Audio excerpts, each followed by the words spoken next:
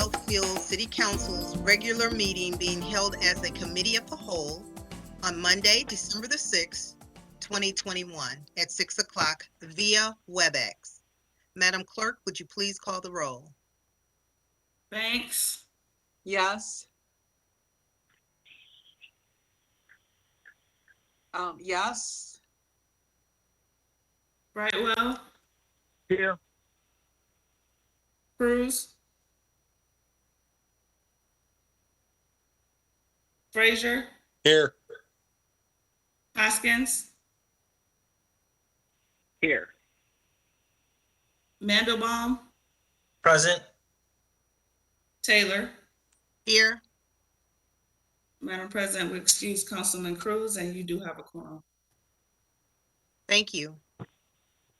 I would like to ask everyone if we could please have a moment of silence in observance and in solidarity with the Oxford schools and the parents and the students with what happened at their school system last week.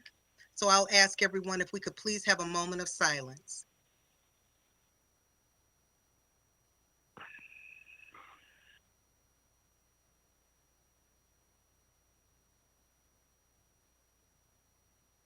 Thank you, everyone. Going to our items for tonight for discussion. Our first item is the proposed installation of the vehicle charging stations. I believe this is either Fred or John. Thank you, Council President. I can address the issue if you like. Thank you. Facility maintenance and the administration has reviewed the campus, Fracassi campus, and identified probably the best location for a charging station that is north of the north loading dock, so that is convenient to the library, city hall, pavilion, and parks and rec. We are proposing a level 2 charging station, which is 25 to 30 miles per hour, hours of range per hour of charging. The purchase of the charging station was approved administratively for a total cost of about $7,000, but a grant has been approved by DTE for $5,000. That includes 5 years of operation of the system, $7,000 cost, and that is required by DTE for the grant. What we're asking for now is actual approval of the installation. One benefit of this location is that conduit already runs from the transfer building or room downstairs in City Hall to the north end of the loading dock. So we only have to extend it out to the actual charging stations. We're proposing installing one dual car charging station now, but putting wires in place for an additional charging station should the demand justify. We have 3 electrical firms under contract at present, and prices were solicited from all 3. One firm declined to bid. It was just too big a job for their firm. But we did have 2 others, Streamline and Great Lakes Electric. Streamline bid $11,589. Great Lakes bid $31,550. Great Lakes bid a little bit better system. Instead of 2 50-amp circuits, they proposed running adequate wire for one 150-amp circuit, which could leave room for an additional charging station should we want to, but still the cost per charging station would have been much higher. We are recommending approving Streamline, and we could use this abbreviated bid process because these are already contractual firms with the city. We selected Juicebox. They were the only of the 7 vehicle charging companies approved by DTE under the grant. They offer a 40-amp charging system. And although cars right now generally use 32-amp, the 40-amp obviously needs to be built a little bit heavier and will be future-proof to some degree. So we are recommending paying for the installation of one charging station that will charge 2 vehicles at a time. I should also note that in this instance, we're asking for a 20% contingency because copper prices right now are extremely volatile, and we're just not certain where they will be when this project starts. We're hoping to get that done this year, though. Ready to answer any questions or if there's anything I missed. Okay, thank you. Council, I'll start with you, Councilman Mandelbaum. John, I know that we talked about this earlier in the council president's meeting, but these charging stations are going to be as part of like a bigger, they'll be part of an app and people will be able to find them that way as well. Yes, sir. That's actually a very important point.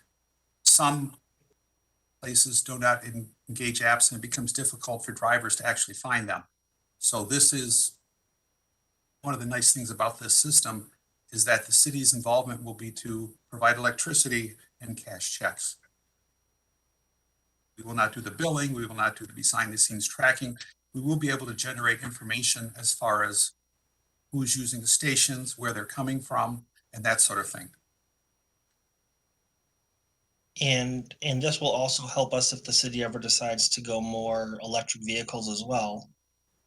Yes, sir. One of the nice things is that if this doesn't catch on, or even if it does catch on, at night they will likely be available so that we could just integrate them into our EV charging system for internal vehicles, because like everyone else, we're eventually going to electric vehicles. Okay. Yeah, I know that, we've talked about this a few times, even a few months ago when I said, hey, we should just get some cheap ones and put them in the basement as something, but I'm glad that we've actually found something that it's paying for the system. We do have some initial costs, but then we get paid back for through the use of the station. So I'm definitely in favor of this. Thank you. And Councilman, if I could comment, actually your idea regarding just simple home use charging stations wasn't far off.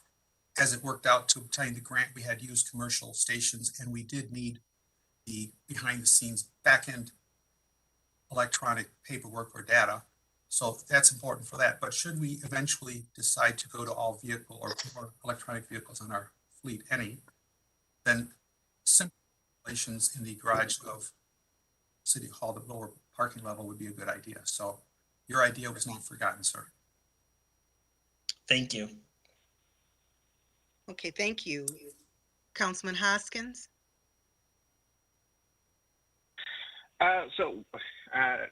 What are the differences between?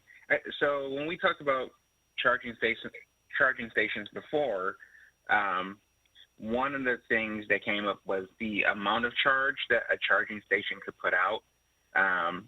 Depending on the length of time. Like, I think in this one it was, I can't remember. I saw something about 25 minutes, a 25-mile range per hour. Did we look at other ones? Were there other options for maybe getting a faster charge, or were we just limited to these particular charging stations? Sir, that is an excellent question. There are 3 levels of chargers available currently.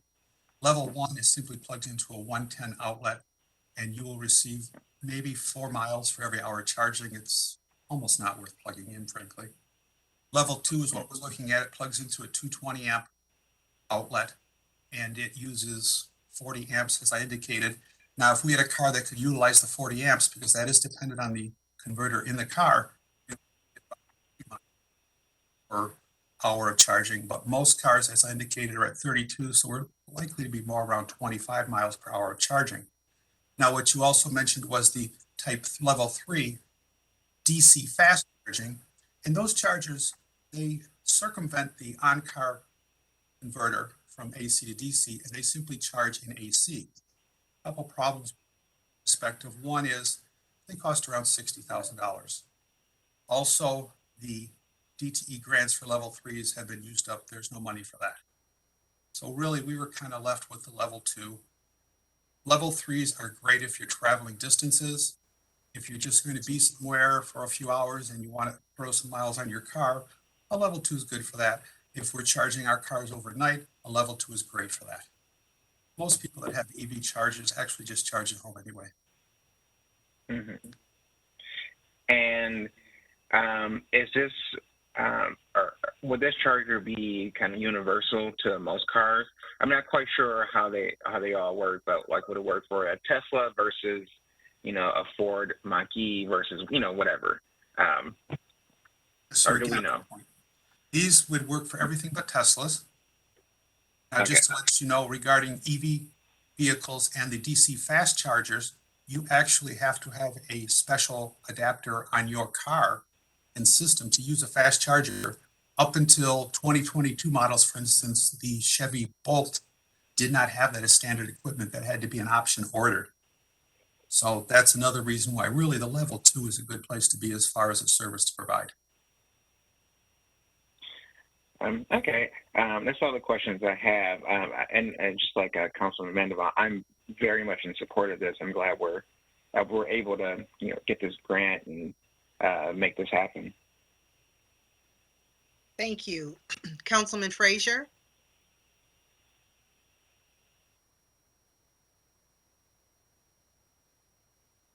I really don't have any questions. I had some questions. I had them answered already. But I am in charge. I'm in complete agreement that the charges are what we need to be doing. And it's a sign that we are looking down the road and we're staying up with the curve anyhow. And maybe we can even get ahead of the curve. But I'm happy with what we've got. Thank you. Councilman Brightfall? Yes, I'm 100% for the charging stations, and I would bring up my favorite subject here, which is our comprehensive need assessment. And I sat through either on the Economic Development Committee or the Finance Committee of vendors talking about charging stations, and we came to the general conclusion that before I'm 100% for this DTE investment and all this. This is the wave of the future. There's nothing wrong with it. But before we start making a wholesale investment in charging stations, we had to come to a conclusion what we're going to do with our campus. And this one is no problem on that. But I think before we go into trying to investment into a lot of charging stations, we had to come to a conclusion about what we're going to do with our campus. And that goes back to that comprehensive needs assessment that we had performed, and we paid good money to get that completed. So, and there's a lot of stuff in that need assessment that determines where would our campus be, and where would the city hall be, and all those things. And so, one is good. One is nothing wrong with one. Before we and obviously, I'm assuming Mr. Zorn and Mr. Marino will get council involved before we start making a wholesale investment in a lot of charging stations. But bottom line, I'm 100% for this, and I will vote for this. But my next question, John, this gets off into the popularity of certain charging stations. The ones that I've forgotten some of the technology and the nomenclature, but level 2 and above, they typically draw people from once the individual with EV cars, they know where the charging stations are, they will make this their go-to location. So do we have to get into queuing or scheduling people to use this particular charger? Sir, I think the issue you raised is an excellent point, especially in regards to level 3 chargers. Level 3 chargers are very popular. When you plug a car into a level 3 charger, before you walk away, you've added 3 miles to the car. So that's a real plus. Level 2 chargers are not so exciting. I don't think we'll have a line. I'm not even sure we'll want to expand into the other 2, but we gave ourselves that option since this is the most economical time to run the wire. Level 2s are not that sought out. Most people who have electric vehicles have a place to charge at home. They charge it at home just like you charge your phone at home. And they're generally not out looking for level 2 chargers. When you go on a trip, it's great to find a level 3. But a level 2 is not so exciting because if you wait 2 hours, you'll get 50 miles. I don't think we'll have a lot of people queuing up. It'd be wonderful if we did. And if we do, we can double it very inexpensively because we've laid out the groundwork for that. If we don't, we can still double it and charge our own vehicles very inexpensively.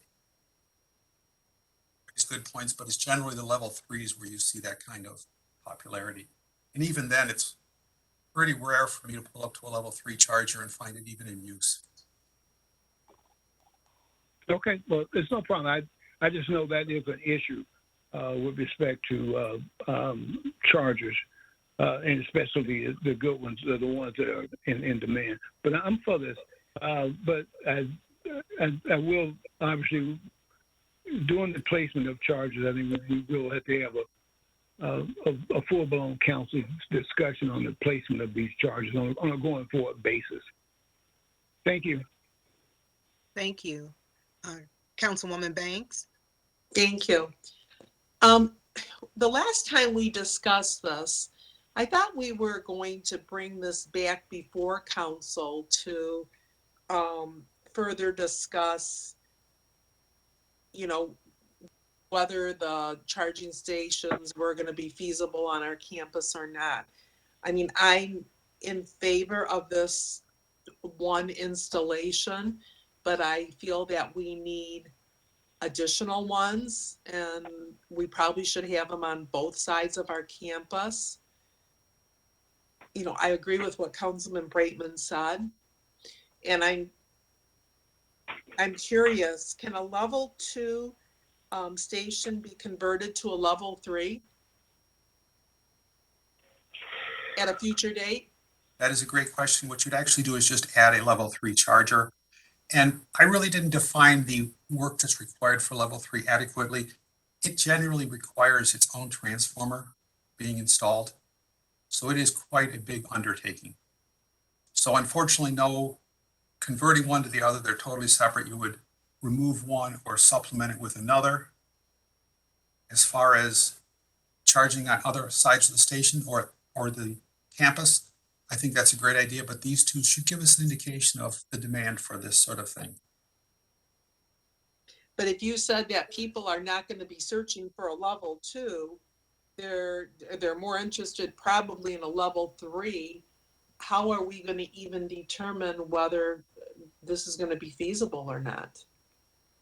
I mean, I'm in favor of this request, but I just hate to throw out money just to get something if it's not going to be the best for everyone.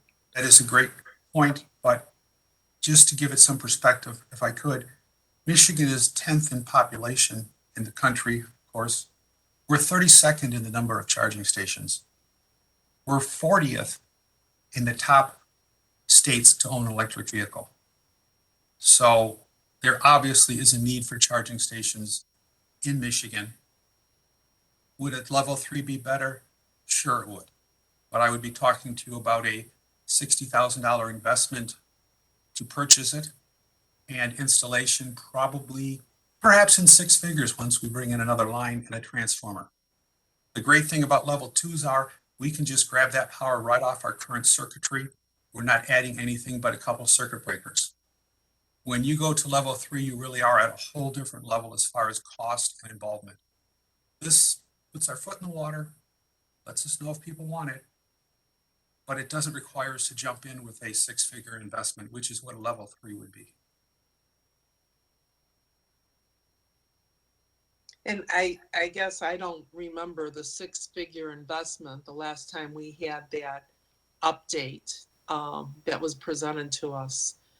But I just hope this comes back before council to discuss additional stations, because I think the electric cars are going to be coming around a lot faster than what we think.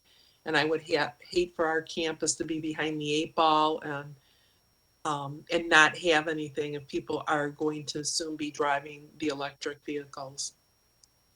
Thank Yes. you. And Thank you. as I indicated, one of the benefits is that we can charge city electric vehicles here in the evening when there'll be no demand. And Councilman Brightwell's comment regarding the campus was well taken as well. Thank you. Thank you. And what council can do is ask that before any other, well, we can just ask for updates. We'll ask for like quarterly updates so that we'll have an understanding and see how this is working. And that way it'll stay fresh on our minds and we'll be informed on a regular basis as to the usage in that. Because I know the app, my understanding is the app will be giving us reports anyway. So would you share, we'll just ask that you share that information on a quarterly basis with the council. And that way we'll all be sharing in the information. Because the points are very well taken. I just have one other question, and I think I answered it myself, is with the circuit breakers, but when their cars are being charged, is there any like surge, you know, how we have to get surge protectors when there's a spike in usage of or like a, you know, with the electrical stuff, sometimes you can get a spike. And I believe the circuit breakers will take care of anything like that. Have circuit breakers. As far as the vehicles themselves, of course, they're well protected because it's being converted from alternating current to direct current. So surges would not Okay. hit the vehicles at all.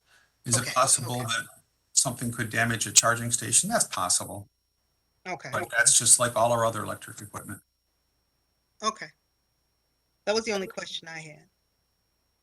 Mayor, do you have any questions?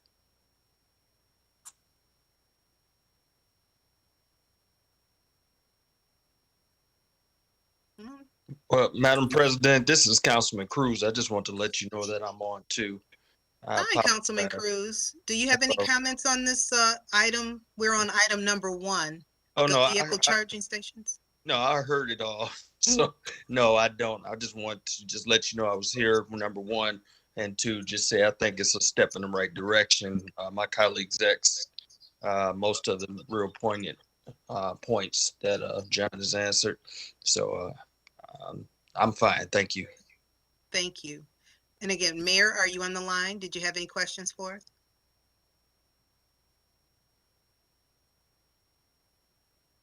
Okay, hearing none. John, did you want anything else? Wham, thank you very much. This Madam is, Chair? yes, Oh, I was just going to move that we enact a Rule 10 on this item as an immediate need to act. okay. Support. Thank you. It's been moved by Councilman Brightwell, supported by Councilman Mandelbaum, for an immediate need to act on the proposed installation of the vehicle charging stations. Madam Clerk, would you please call the roll? Banks, Yes. Brightwell, Yes. Cruz, Yes. Frazier, Yes. Hoskins, Yes. Mandelbaum, Yes. Taylor, Yes. And council, may I entertain a motion now? Madam Chair, I move that we approve item 1, the proposed installation of the vehicle charging station. Support. Thank you. It's been moved by Councilman Brightwell, supported by Councilman Mandelbaum, for the approval of the proposed installation of the vehicle charging station as presented. Madam Clerk, would you please call the roll? Brightwell, Yes. Cruz, Yes. Frazier, Yes. Hoskins, Yes. Mandelbaum, Yes. Taylor, Yes. Banks, Yes. Thank you so much.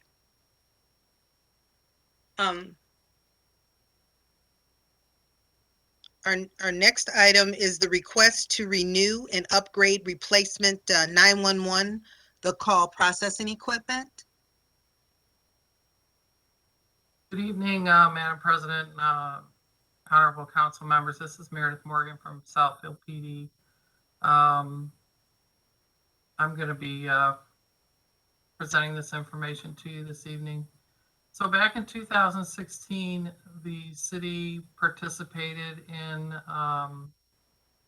joining a next generation 911 network with the county, where all of the county public safety answering points, or PSAPs, purchased the same equipment so that we could be on a shared emergency services, or EZNet network.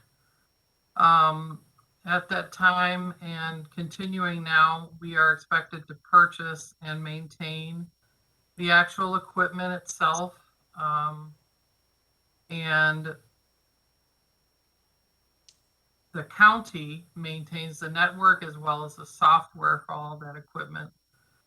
They have agreed to a contract extension. They, being the county, has already agreed to a contract extension with Motorola for January 31st, 21 through January 31st, 26. And it is now our responsibility to maintain our part of the equipment. When we purchased the equipment back in 2016, we purchased 10 call processing stations, or 10 sets of phones. 6 of those were in the dispatch center, 3 were at the front desk, and 1 was located in the watch commander's office. Those traditionally have been part of the dispatch phone system because we wanted those phone lines to be recorded just as everything in the dispatch center is recorded. However, it is not necessary to continue to spend money on that level of equipment for the desk or the watch commander. So we are looking at removing those 4 positions, however, retaining 2 of them so that we can reuse those in the dispatch center.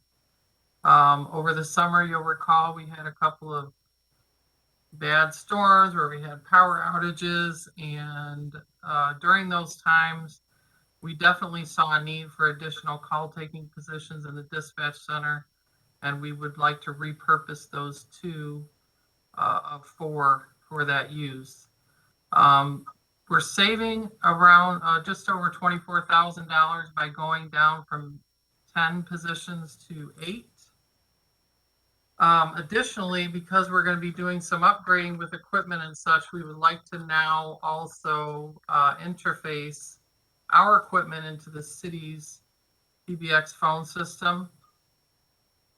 That requires some additional work from Motorola as well as a couple of other vendors, and also requires us to purchase regular city phones for the front desk.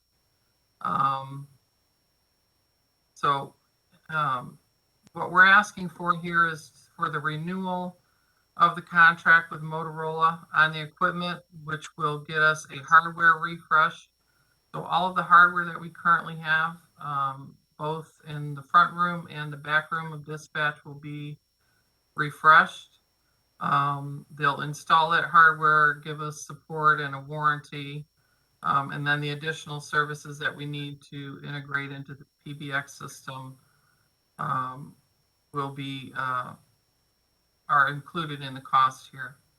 So the total cost for all of the vendors involved in this project would be $166,243, and we do have those funds available in the Motor Pool Communications Equipment Replacement Fund.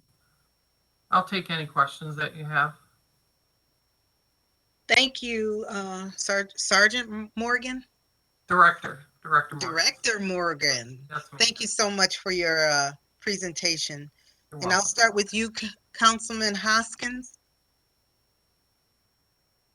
I have no questions on this. Thank you. Councilman Frazier. Yes, I have a couple of questions. One of the questions is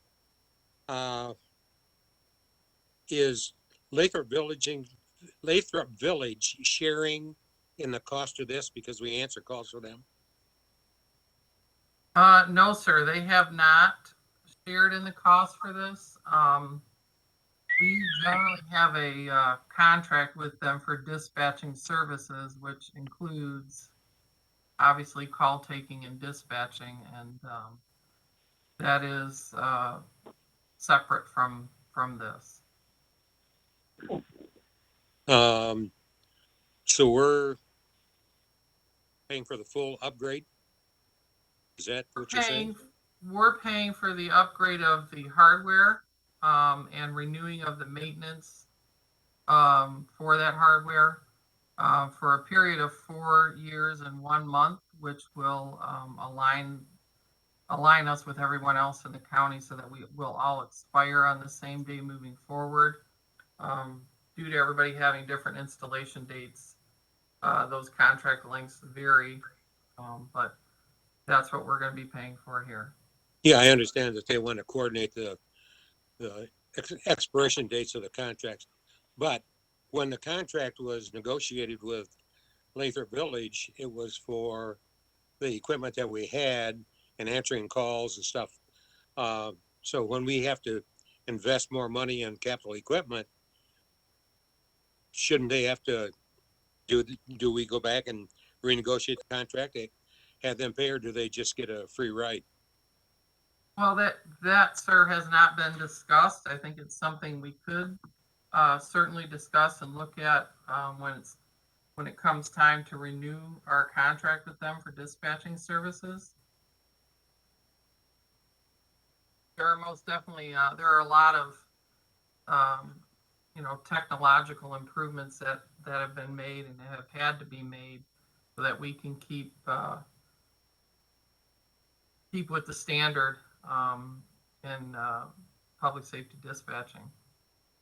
Yeah, I don't mind us being nice guys, but the other people ought to carry their share of their load, what they're paying for. The other question is, will this make answering 911 calls more efficient, the way you're repackaging the way the phones are being allocated now?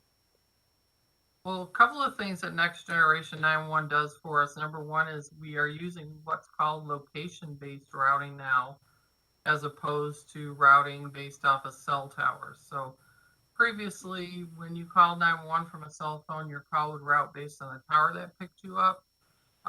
Being on a NG 911 system, it uses location-based routing. So wherever your phone says you are is where your call will go. The other thing that it helps us with, or provides to us, is we do have text to 911 in Oakland County. Previously, Oakland County Dispatch Center was taking all of those text calls and then just relaying the information. Now we take them directly here in Southfield. So if somebody in Southfield is texting 911, we will get those calls directly. So it does provide some efficiencies as far as locating callers and getting them help quicker, based on those changes. Yeah, what I had in mind was if there was some major event, airplane crash or something, and everybody got on their phone to make a telephone call, will this new thing, and I appreciate that you can't answer every one of them, but will you be able to answer more with the new arrangement of the phones, or the same amount? That kind of depends on the number of personnel you have too, but one of the other things built into the system are automatic overflows, so that, for example, if we exceed a certain number of calls being directed toward our center, they're directed to other centers. Our primary backup, which is Oakland County, would get those calls first, but if they continue to go unanswered or Oakland County gets overloaded, they will route to other PSAPs in the county. So the calls won't go unanswered, but they may not get answered here if you had a major event like that. Okay, all right, thank you. That's all the questions I have. Thank you. Councilman Cruz? Yes, I just wanted to make sure I'm clear on the one part, just on the upgrade replacement part. Does that mean that are we going to turn any equipment back in for new equipment, or is the upgrade basically just the refurbishing of what we have with some with some changes made to it? No, we will be getting new equipment. So we're going to get new phones, new monitors, new keyboards. In the back room, they'll have new gateways. So everything will be new and replaced. So when that happens, okay, thank you. Okay, with that, so when that happens, do we get any type of credit for what's turned back into Motorola? I'm not sure if on the back end they have something like that. I think with, when you're dealing with technology and pretty much they use off the shelf stuff, it's, after 5 years, it's reached its lifespan and they don't reuse it. So I think that's more of what's happening here. Yeah, well, I know that I understand they may not reuse it the way that it was done, made 5 years ago, but maybe certain parts or pieces of it still could be. I was just asking the question because I know sometimes we have gotten some type of credit when we've turned old equipment in for new equipment and such. So, if that's something that we looked at, give us a little credit, that'd be great. And if not, then it's understandable. But otherwise, I'm glad we're making the upgrade. Thank you. You're welcome. Thank you. Councilman Brightwell? Yes. Director, I have a couple of questions. They're more qualitative than quantitative. But how would you, prior to this replacement, how would you rate our 911 center with respect to our peers around? And where would this upgrade, where would this take us? Would it just take us back to where we are? Just put us, in the food chain, pretty much where we were. So what? I guess what I'm saying, how would you rate our current call center? Our call center is very well respected in Oakland County. We are, I believe there are now still 18 public safety answering points in Oakland County, with Oakland County sheriffs being the largest. They service the largest number of cities and townships and such. They're the busiest because of that. We are the second busiest. So we process a lot of calls. They're processing 80,000 calls a year, probably. 60,000 police calls. You probably got somewhere in the area of 13 or 14,000 fire calls. Those are actual runs. So when I say calls, you've got both the incoming 911 calls and then the calls that are actually generated, because not every call generates a call for service.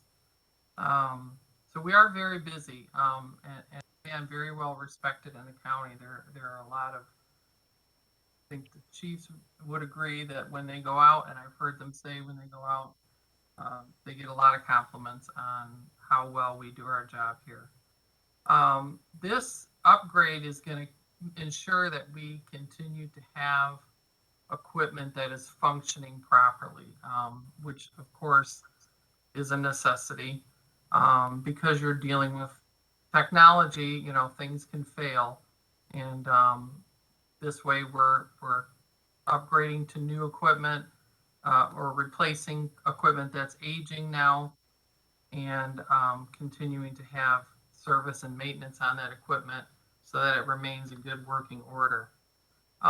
Being on a next generation 911 system opens us up to other possibilities in the future. We've got the location-based routing and the texting, but at some point we may be able to take pictures or videos from citizens that they could send us. So that's why it's important to be on this type of system. So are we as good as we can be at this particular point in time with the equipment that we got and what we can afford, or is this a part of the best practice? I'm just trying to get at what's lacking. Not only from our peers, but I'm assuming there's there's somebody got best practices somewhere in America. So what is this? Because we're spending money. It seems like we're current. So I'm just trying to figure out what's next. You know, we wait for the next new invention or what? So basically, we are meeting the standards that are out there that are set up by a couple of different professional organizations in the 911 world. There are two national organizations that have standards that they put out, and having a next generation 911 call processing equipment is a standard. It's an IP-based routing system, which is important because it gives you the advantages in location technology and, like I said, the text to 911, and eventually maybe taking pictures and videos from people. And we're actually probably a little ahead of the curve because not everybody takes text to 911 at this point. And it's something that is expanding throughout the country, but Oakland County having it is kind of a step ahead of a lot of places right now. And this purchase is just to ensure that we are replacing equipment that is aging before it fails. Because if we wait until it fails, then we're going to have a big problem. So. Okay. No, this is, I'm just, I don't want to beat this to death, but so did you say something about maybe taking pictures in the future? That Yes. technology? Yes, because we're on IP-based or internet-based routing, you know, you have the ability to send more data as opposed to just voice. And that is something that the 911 world is exploring as far as a service that we can offer to people at some point.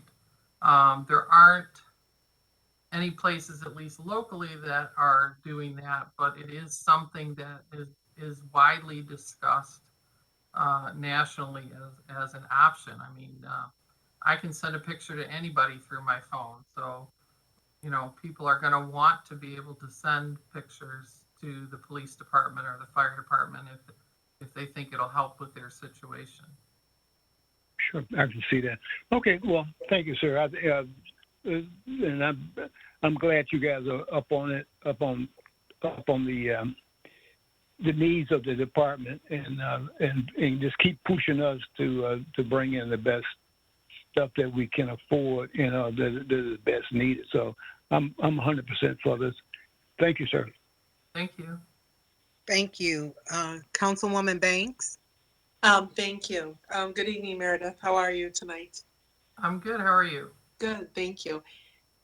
So if I understood you correctly, we originally had 10 stations, and you said 4 out of the 10, 4 were going to be, you were going to remove 4, retain 2. So the other 2 that are available, we cannot keep those as backups in case anything happens because we are upgrading to new equipment. I don't think it's necessary. The equipment is going to be the same. It's just going to be new equipment. So we're just replacing equipment that is aging. So it'll be the same system, but there's no need to have additional computers and phones and such in a box somewhere because we have the maintenance agreement. If that equipment fails, that is part of that agreement that it is covered, that they would replace it. Oh, okay, thank you. And then what is the anticipated lifespan of this new equipment? So they'll be looking again to replace it or upgrade it in about another 5 years. Again, this contract will expire January 31st of 26, which all of them in the county will expire at that time. And whether the county decides to look at a new vendor or not, I don't know. But that'll be something that they'll tackle as we get closer to the expiration of this contract. Okay, so then is it safe to assume that every 5 years we will be spending approximately $150,000 on the system? I think you probably could assume that, because if you want to stay ahead of the curve, as they say, technology, equipment starts to fail after the amount of use, especially the equipment, the amount of use that we give it. Um, in 5 years, it's going to see a lot of use. So you are probably going to have to do this about every 5 years. Okay, and then in the beginning, I believe you said that you were going to be connecting this system to the city server. Did I hear that correctly? Yeah, so we're Because gonna didn't we take it off the city system in 2016, or maybe it was prior to that? Well, prior to that, it was actually connected in some way. I was never really able to ascertain exactly how, but by connecting it, we'll actually save a little more money because we will dial out over the PBX system versus the POTS lines that we're paying for to dial out on right now. This does not jeopardize the 911 system at all, just to make that clear. They're two wholly different systems. If the city's network goes down, it does not affect the 911 network. It will just affect us, being that we won't be able to dial out on the city phone lines. It will not affect incoming service at all. And then is our, because I don't see anywhere in here, I'm assuming that you've discussed this with our IS team and they are in agreement with what you're proposing? Yes, ma'am. I have spoken to Renee over in IT, and they're on board with the changes. Okay, thank you. I have no further questions. Thank you very much. And Councilman Mandelbaum? No, all my questions have been answered. I think this is important for us to stay on top of the technology changes, especially as it relates to our 911 system. So I'm all in favor. Thank you. Mayor, are you on the line?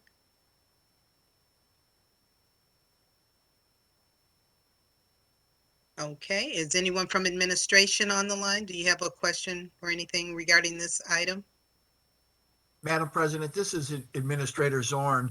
Just want to comment, going back to Councilman Frazier's, we do have a contract with Lathrop Village. I don't have the exact numbers. Between now and next week, I'll get that. We have made minor adjustments. And I also want to just do a little fact checking.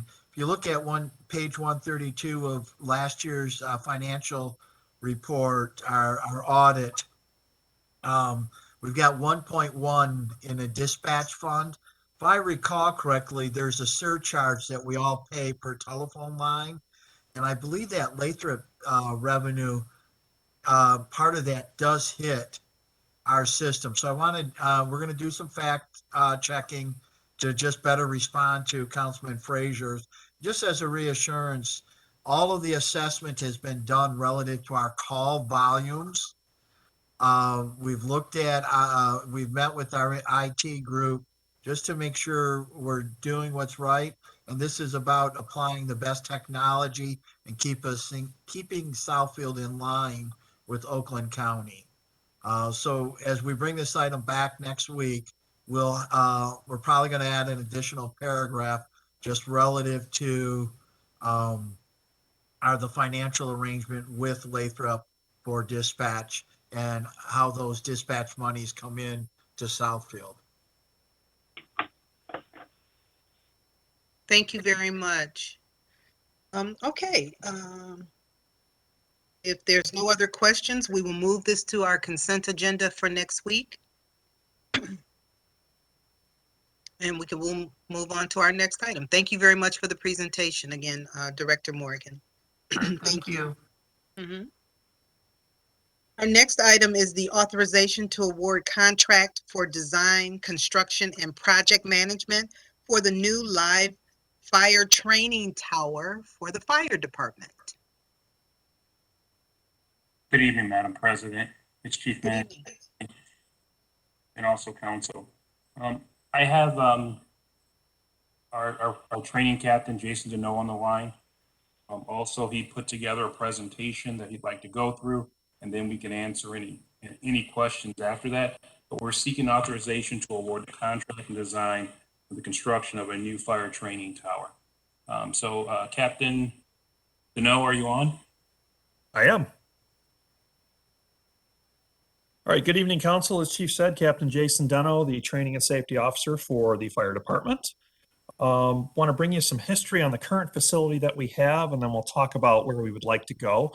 Our current training tower, which is what is pictured here on the right-hand side, was built in 1976 when the headquarters campus was constructed, and it is currently in need of some major repairs. To put that in perspective for you, the view that you see right there, those two windows, there actually used to be an external staircase attached to the building that went all the way up to the roof that had to be removed several years ago because it was falling off the building. Since then, the building has continued to deteriorate and is in need of some repair. When you add that to the fact that it's not designed to do some of the training we need to do nowadays, specifically live fire training, we cannot have live fire training in the structure.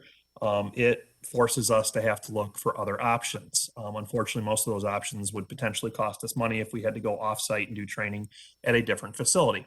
Now, when you compound that with our department staff, 40% of which have 5 years or less experience, and within the next 3 years, we'll be replacing approximately 20 more percent.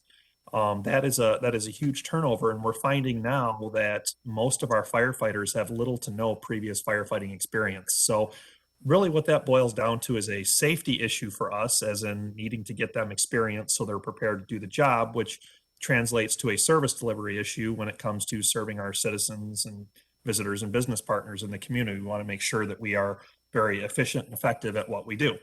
Next slide, please. So recognizing that we had this issue, we did put in for a capital improvement project starting last fiscal year. That was approved to replace the tower. However, because of the COVID pandemic, the capital projects citywide were suspended just to make sure we had enough funding to fight the pandemic. So we went ahead and resubmitted that project again this fiscal year, and it was approved to replace the training tower. So to bring you up to speed on where we're at right now, because we did have a capital project, we did put out an RFP and request proposals from vendors interested in participating in this. 2 bids were received by the deadline of October 21st this year, and they were reviewed by a committee. The committee consists of myself as our training officer, the deputy fire chief, and a representative from the purchasing department. Part of the review involves reference checks. We've called and emailed all of the references provided that we required the vendors, and we actually conducted conference calls with the vendors themselves just to clarify every point. Furthermore, we asked them to provide us locations of recent projects they've done, and myself and the deputy chief went out and actually conducted site visits, not only so we could talk to the departments that use them, but so we could actually see the true craftsmanship and construction of their facilities. Next slide, please.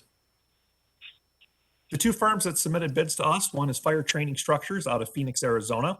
After going through the big review we did, they ended up with a final score of a 91.4. And just to kind of compare where they've done work before, some familiar names here: Boston Fire Department and East Chicago Fire Department are 2 departments they've built structures for. The second vendor was Carilla Fire out of Fowler, Ohio, and after review, they scored an 86.2. Next slide, please.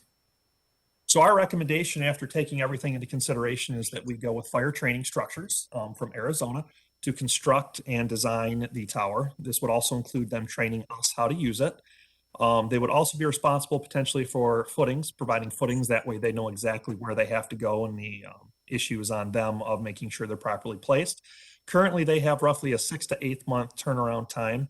The structure itself gets built in Arizona to spec that we sign off on, and then it gets trucked up here and delivered by them. We're also looking at including OHM advisors, which is who the city uses for various other projects, to assist us with project management, site prep needs. They would act as an advisor and assist us with finding the appropriate vendors for site prep. And then soil testing through a subcontractor that the city also uses through them is G2. The total expected project cost for this entire project, including the site preparation and construction and training of the new tower, is roughly $990,471. And after talking to fiscal services, the funding is available in the local improvement revolving fund and would be paid back over the course of 10 years through the fire department budgets that council would be asked to approve. Next slide, please. Construction of this would exist behind our current headquarters fire station. So in the upper right corner of this photograph, that is Station 5. In the center of the parking lot there, the square that you see is our existing training tower. This would be replacing the existing training tower and would be constructed behind our station in the grass area right now that is next to our existing technical rescue training field. Now, this property is currently owned by Southfield Public Schools. We have been in conversation with them, a discussion. In fact, the chief, deputy chief, and myself conducted a presentation with the superintendent, the council, the school board president, and some of their other admin staff today, expressing an interest in this property.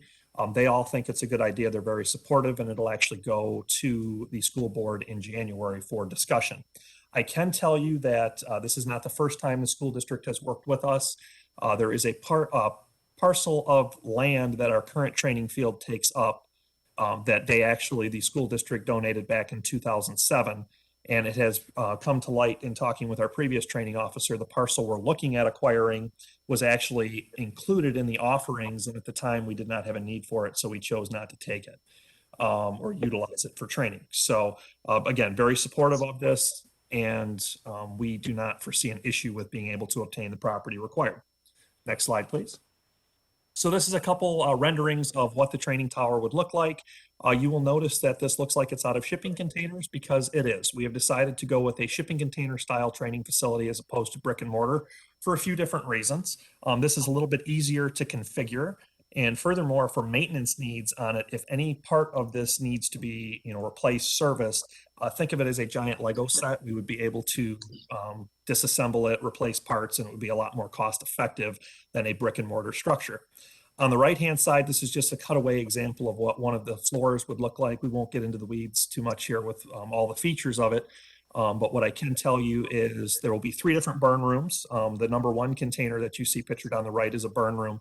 The number 2 container above that is actually all of those walls are completely removable, reconfigurable, so we can create different training scenarios. In comparison to other structures that are out there in the county, as far as I know, this will be the only structure we're actually going to have a 1st floor, 2nd floor, and 4th floor live fire training capability. We will be the only training structure in the county that has that true high-rise firefighting experience with having 4th floor live fire training, which we feel is very important to us with the sheer number of high rises we have in and around Southfield.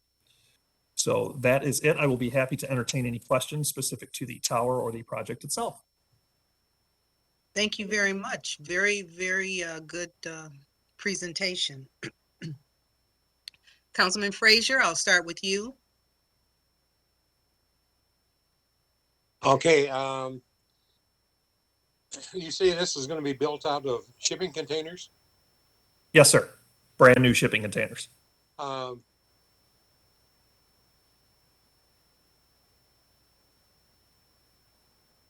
The tower that we have already, will that be torn down before the new one is built? Or you continue to use the current one until the new one is built?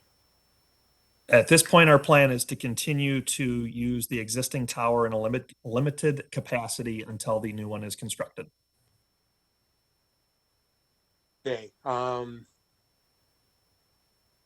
Yeah, it looks pretty futuristic as far as compared to the one we have now. In that description that's on the screen now, the bottom, what is the bottom of that that has the tan insert in the middle of it on 7? The bottom, below number 7. So that is actually a sloped roof prop. If you're talking the tan colored rectangle that's surrounded by the darker area. Yes.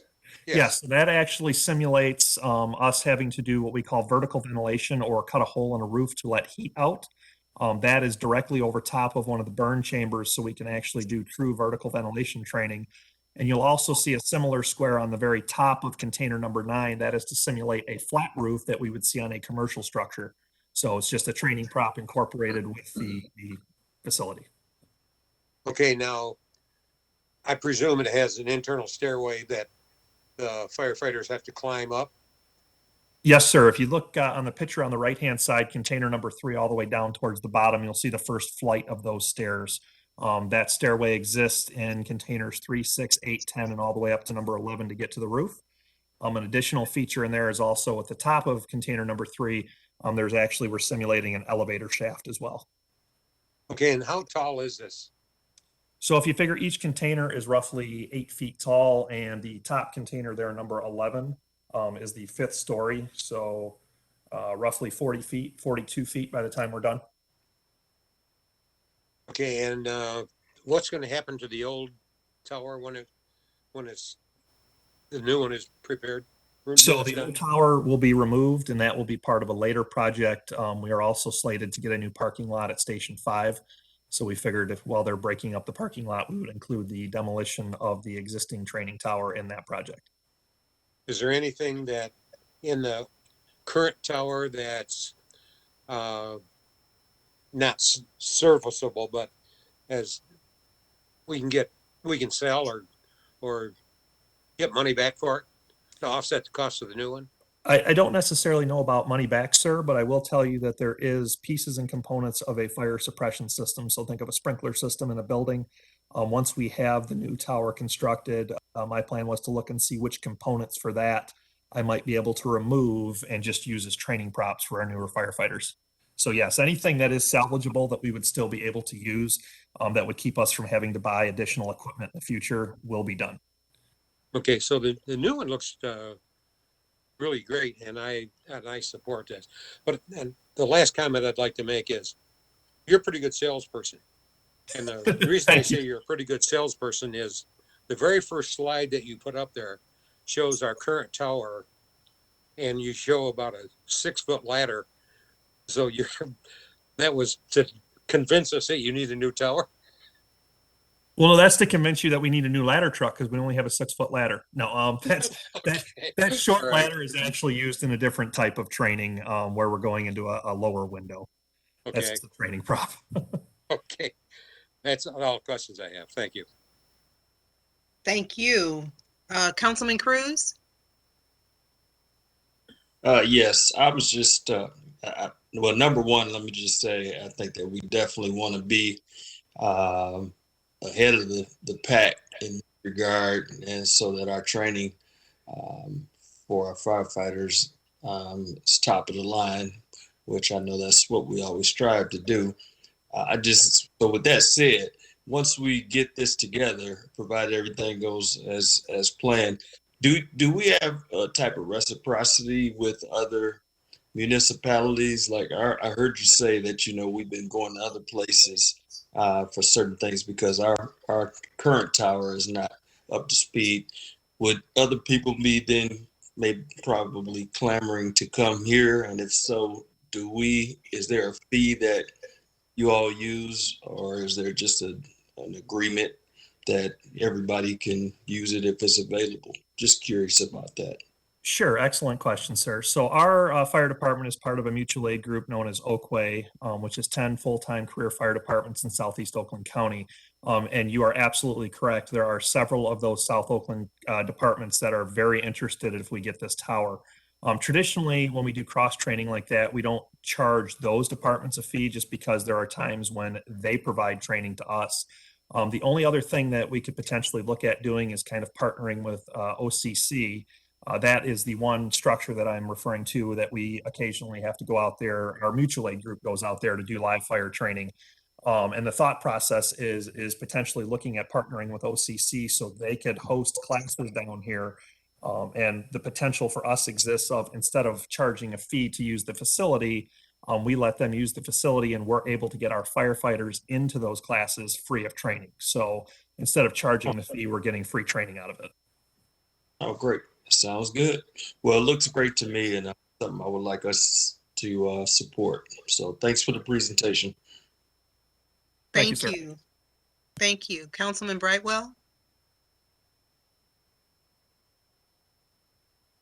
Yes, I have a couple questions. Before I get started, what is in the video in the picture where number 9, what is that above number 9? What is that used for? What type of training? That scaffolding? What is that? So that is actually a rappelling platform, sir. We would be able to go up there and simulate having to rappel off the roof of a building. You'll notice part of that platform actually protrudes out past the edge of the building. So we call that more of a negative type rappel, where it's not as simple as just going over the edge and being able to walk down a wall. You actually go over the edge and then you have nothing to put your feet against. So it's a true rappel. So that is what that is designed for up there, is just an elevated platform to conduct some rope rescue training. Okay.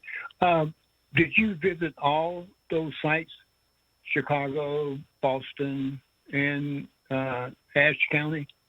So we did not visit. I spoke to the deputy or the chief of operations for the Boston Fire Department on a conference call over the phone, and then he sent us photographs of theirs. The deputy chief and myself did drive to East Chicago and actually put our eyes on their structure and went through with the gentleman who walked us through. That was actually part of the team that originally researched and designed that facility, and he was extremely happy with it and had nothing but good things to say. Ashe County was just a reference that they provided us and that we were able to communicate with and ask, how they like the structure as well. Okay.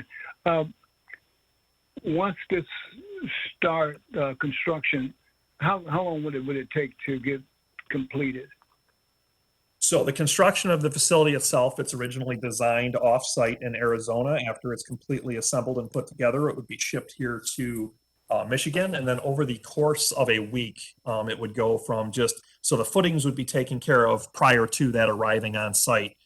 So once the truck started to arrive on site here in Southfield, within a week, the structure would go from being on the back of trucks to being fully constructed. Okay. All right. The next question. These are containers. I know that they are currently building apartments out of containers, but most of, and this is a layman's questions really, everything is now brick and mortar that you guys primarily deal with, whether or not apartments or buildings. How does this replicate the same training that you would need to the real world? Because these are containers as opposed to apartment buildings or home, brick. I'm just trying to. I know you guys are professional. You know what you're doing, but just from a layman's standpoint, how does training inside of a container prepare you for what you have to deal with on a day-to-day basis? Absolutely, sir. Great question. So there are props associated with this tower that will simulate those conditions. The containers are really just holding it all together. As the councilman previously mentioned, that tan rectangle, so that would be a sheet of plywood, which would traditionally be what we see underneath a residential roof. So we'd be cutting through the same type of plywood. On the underside of that, we actually have a place to put a sheet of drywall, so those crews that are trying to ventilate would have to breach the drywall to truly ventilate the smoke from that fire compartment.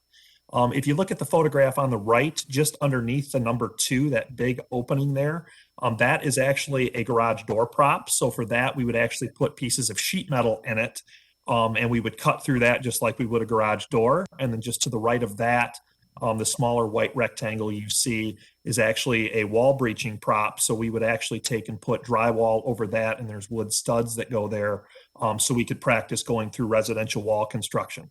And then on the tip end of that container where you see the double doors open, that actually simulates a commercial door.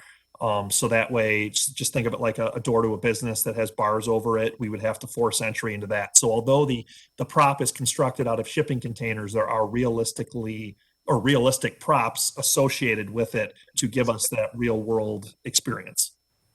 Okay. How prevalent, I'm talking about the fire departments all over the United States, how prevalent is this new concept or whatever, this concept, I don't know whether it's new or not, of using containers for training purposes? So this is relatively, if you look at the overall fire service, I would have to say this is relatively new. I know Oakland Community College got their first shipping container live fire training prop back in the early 2000s, and that is still in service today. I know some of our neighboring departments have considered this as well. There have been props done out of shipping containers in the past, particularly flashover firefighting training, which was traditionally just a single 40-foot shipping container. So the actual construction of a full training tower like this is relatively new in the fire service, but it's definitely a direction that the fire service as a whole has chosen to go in just because of the customizability of the containers itself, or being able to, add on and adapt it after you've had the system you have already in place. Okay. And my last question, and this was prompted by what you indicated. So how new is this? Is it 10 years? Has it been out 10 years, 15 years, or what? So I can tell you the company that we're recommending has been in business since 2005. However, shipping containers are not necessarily a new thing. They've used them for flashover firefighter training long before that. So the training tower concept, I would say, is probably within the past 20, 30 years to actually build these structures out of them. But we've been looking for ways to light stuff on fire to do training for much longer than that.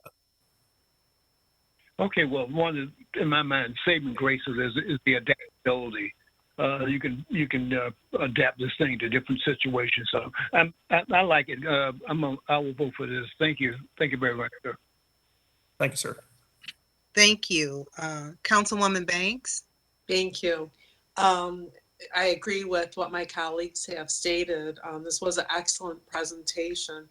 Only question or concern I have is, how do we approve this when we do not have the property 100% secured?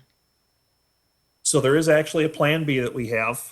If for some reason the school district falls through, then our existing training field, it would be a tight footprint, but it would still be nonetheless, we would have the room to be able to construct this on our existing training field that we have now.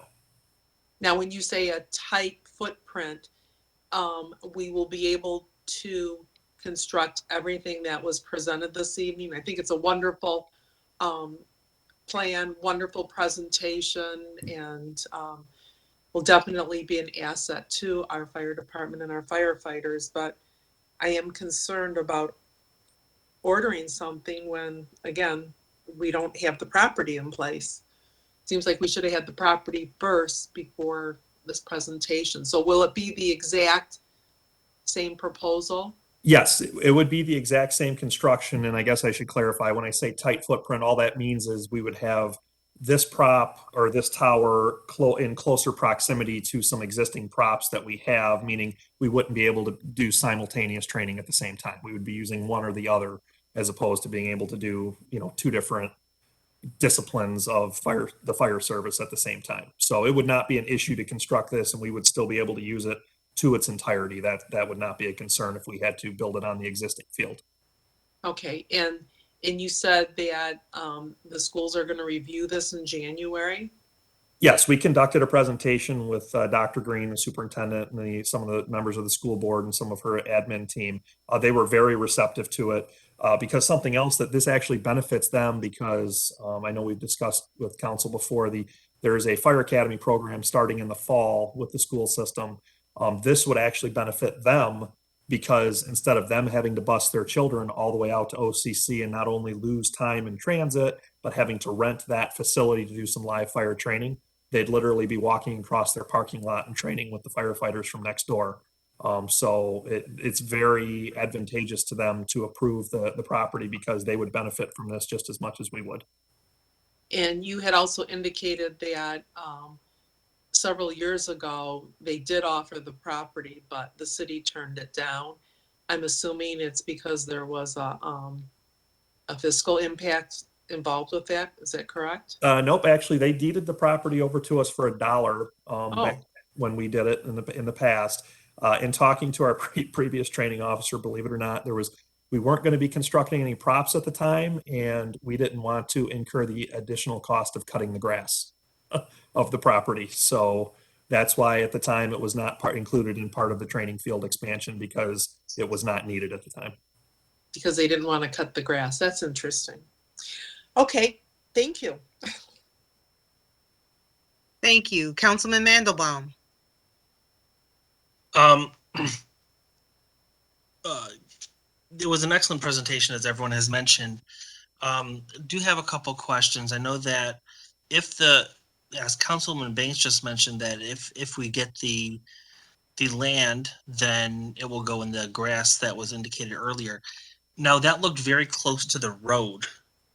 Or is that just the parcel of land that we're looking to acquire, but not where the building would actually go? So the building would go within that red box. However, that red box is approximately 90 feet wide and the shipping container is only 40 feet wide. There would be enough space around the container for us to actually drive an apparatus around. So in that picture, it might look like it would be close, but in all reality, we would be 20, 30 feet off the road. That's just kind of the project area, and that grass would actually get leveled out and would have a gravel base or a crushed concrete base on it. It would not be grass, so we would not have to worry about mud or anything like that.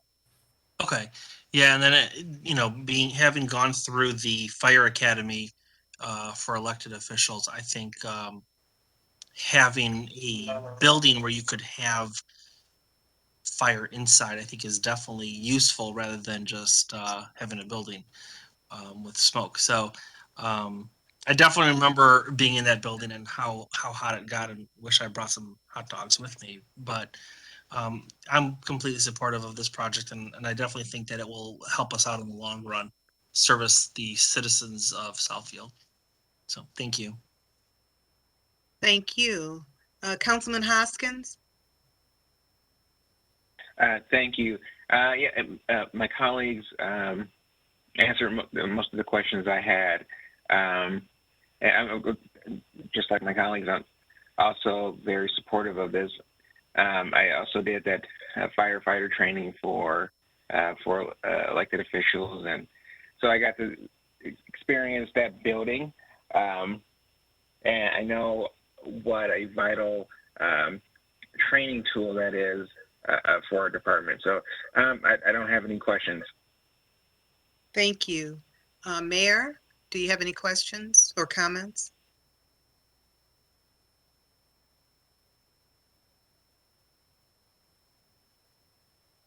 Hello, I hope you can hear me now. Yes, I can hear you now. I'm sorry, I've had a lot of problems this evening that I've not encountered before, but this item and certainly the upgrade of equipment, I congratulate the staff on making sure that we are prepared and our staff has the equipment it needs to do its job. I'm very supportive of this item, the one previous, and the next one that's coming up. Thank you. Thank you. City Administrator? Madam President, I just echo the comments. As Jason has indicated, we do have OHM as part of this. That is the actual siting of this, the land, as well as taking this and working through our planning process on the location. And we will expedite that so we can move this item forward. Thank you. Thank you. Okay. Are there any other questions? I have one further question.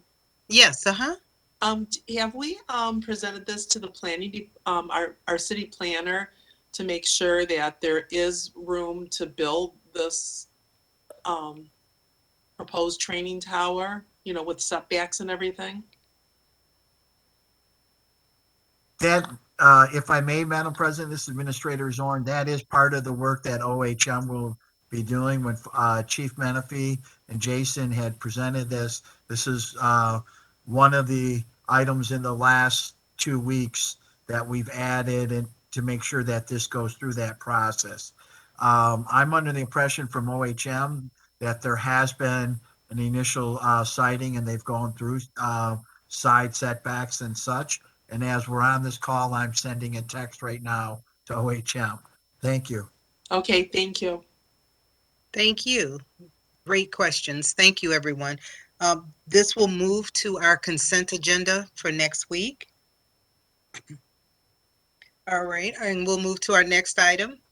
The next item is the authorization to refurbish the 2002 Southfield 100-foot aerial ladder truck. Thank you, Madam President. It's Chief Menifee again, and I thank you for the consideration on the training tower. I'm seeking authorization to refurbish a 100-foot aerial tower. Currently, the fire department's tower is a 2002 Sudfin 100-foot aerial. This is our sole aerial device that can be used to lower residents to the ground. The difference between a ladder and an aerial, well, a ladder and a tower is the tower has the bucket on the back of it. The ladder is just a straight stick with the ladder, which we did our ladder in 2019. The refurbishing this truck will take approximately 4 months. I'm looking at this being an extension of another 10 years of service for this vehicle. A normal service for a device like this would be 15 years frontline, 5 years as reserve. It said this truck has met its life expectancy, but this truck is due to be replaced. And I put it in the CIP, but this is the truck that would normally be sold or decommissioned and scrapped. I'm saying that with us refurbishing it, we can still have a lot more work with it. When our frontline aerials go in for service or repairs, this can be a backup, as well as giving us additional ladders over 24 feet. I'm with it. Now, the fiscal impact with this would be estimated the ladder truck would cost $102,596. The funds are available in Equipment Revolving Fund. Now, Apollo Fire Equipment Company out of Romeo, Michigan is the certified dealer in our area that services this truck. So I'm seeking authorization to refurbish our 2002 Sudfin 100-foot aerial truck. Okay, thank you. Thank you for that presentation. I'll start with you, Councilman Cruz. I have no questions on that. I think that's a good move for us to do it in this regard. So I'll support. Thank you. Councilman Brightwell. I'm 100% supportive of this.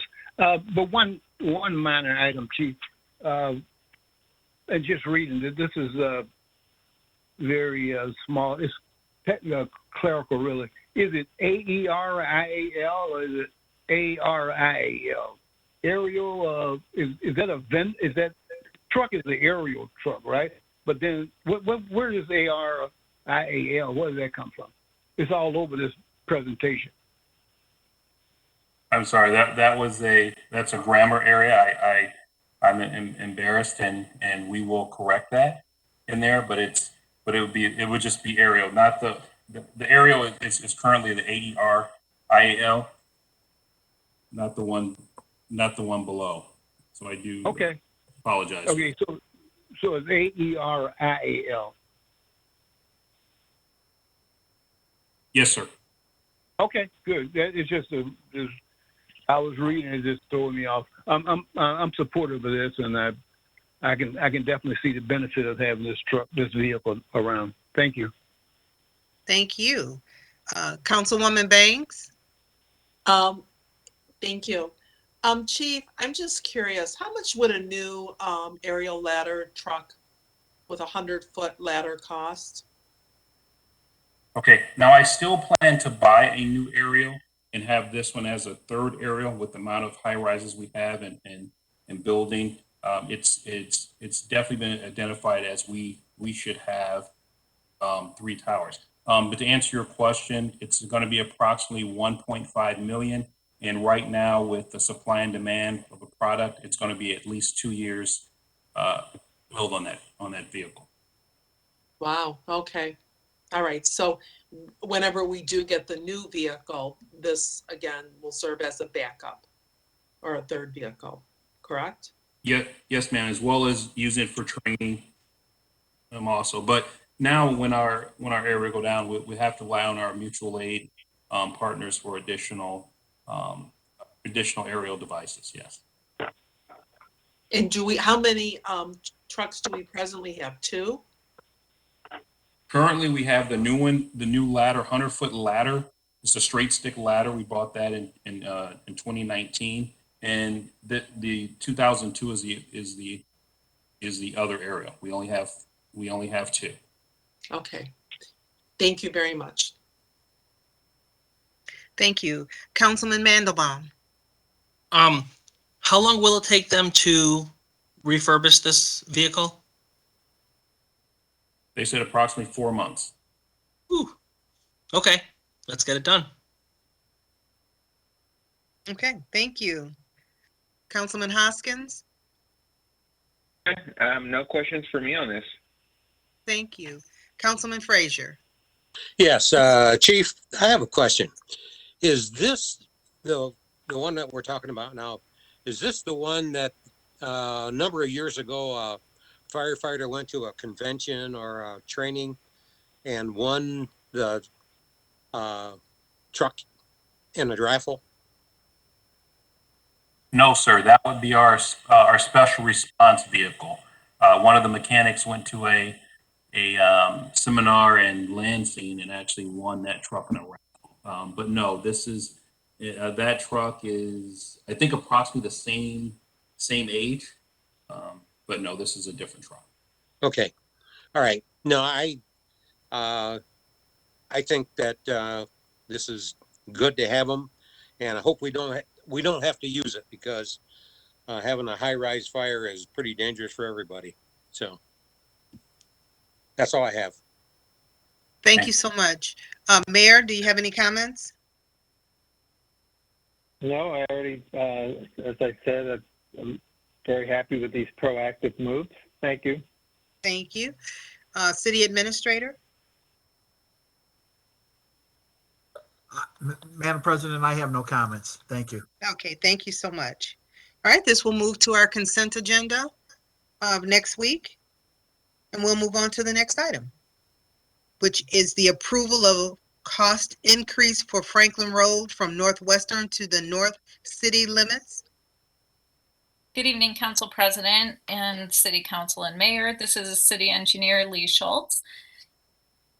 As you recall, in the summer of 2020, Franklin Road from Northwestern Highway to the North City limits was rebuilt.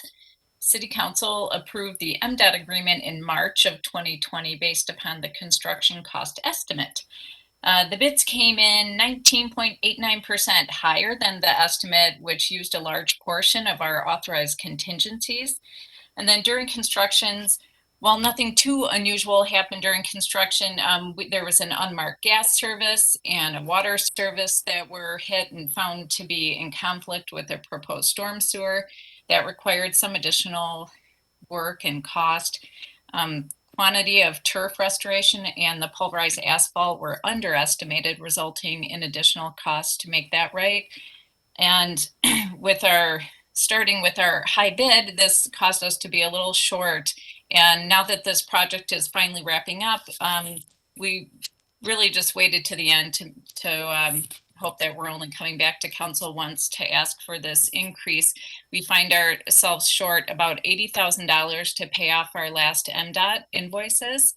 And I'd like to ask council for the authorization to increase this city share. And if you're in agreement, it would appear as a consent agenda item at the December 13th meeting. Okay, thank you for this presentation. I'll start with you, Councilman Brightwell. Thank you. Lee, but I have no problem with this, but isn't it highly unusual to have an unmarked gas line? Because I every once in a while we hear about whole blocks blowing up somewhere in America. So how did that happen? Yeah, I mean, oftentimes the services, whether they're a water service or a gas service, can be mismarked in the field. Yeah, and then that was the case here. It's their records must not have been accurate. And that service got hit, which wouldn't have been too big of a problem, but where it was, where they had to make the repair was exactly where we were laying a storm sewer. And Consumers Energy could not make a change to where that connection occurred in a timely manner. So we did a quick redesign of our storm sewer to accommodate and leave it in place. So, I'm just from a layman's standpoint, is this a very egregious, I mean, something, because a guy could be out there digging and just blow up a whole block, right? Well, I mean, gas services do sometimes get hit. So really, it's like once they're hit, the contractor just stops and backs up, and Consumers Energy is called. So no one else touches it to make a repair. It's usually just blowing off. So it's not going to really ignite unless there's some point of ignition. So everything just kind of stops. Equipment gets shut off until the gas company can respond. Okay, well, I just saw this. This seemed like this is I don't know, a crazy mistake, but something that volatile. A spark can come from anywhere, you know. Yeah, so that's just. How does this get reported? I mean, does somebody report that consumers? This was consumers' fault or some surveyor's fault? Whose fault was this? Well, in this case, this was a consumer's fault because the gas line was not marked in the field. So when our contractor was digging with the excavator, they hit it. So sometimes it's marked and the contractor maybe is not being as careful as they should, or is not hand digging as they get close. Because it's always going to be quicker for them to dig with equipment. So sometimes it's the contractor not taking enough care, but in this case, it was a consumer's error. Okay, well, no, it's just one of those things that every other month on national TV, some neighborhood, some house in our neighborhood is just blowing up, you know. So, okay, I assume you guys are doing the right thing. I appreciate it. Thanks, Lee. You're welcome. Thank you. Councilwoman Banks? Thank you. I had the same concerns that Councilman Brightwell just expressed. I'm assuming they had Ms. Diggs. I mean, does Ms. Diggs go out for a project like this to try to identify the different lines? So just so you're aware, so during the design phase of the project, we reach out to all of the private utility companies and ask for location and depth of their lines in specific locations where we've got underground work and we think we might be in conflict. And then during construction, every single contractor that is digging has to call in their own misdig ticket. So when the underground contractor on this job that was Paymar Excavating, when Paymar was out there, they call in a misdig ticket. A couple months later, when they're ready to put new regulatory signs up along the road, that contractor calls in a misdig ticket. So those tickets are called in by every single contractor that's doing underground work.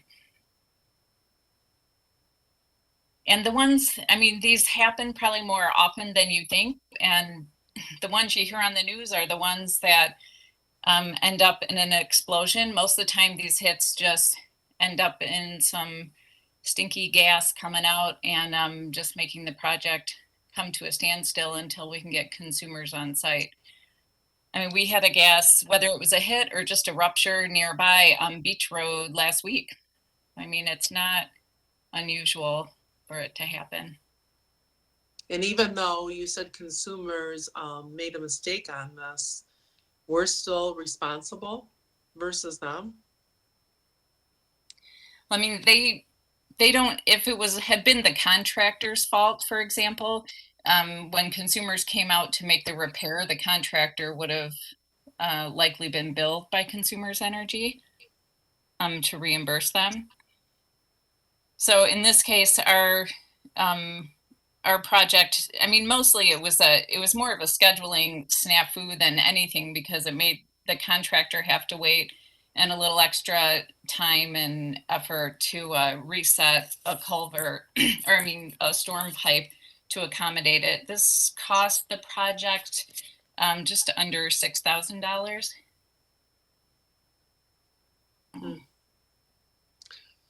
Okay, thank you. Mm-hmm.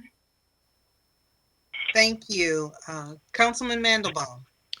Thank you. I can tell you from having gone through road construction projects in my neighborhood, gas lines are not marked well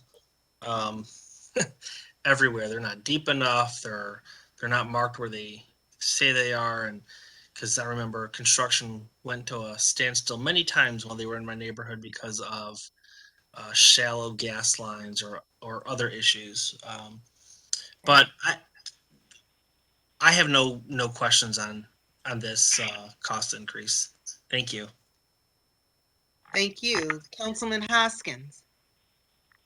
No questions for me on this. Thank you. Thank you. Councilman Frazier. No, I have no questions. Thank you. Thank you. And Councilman Cruz. No question from me, Madam President.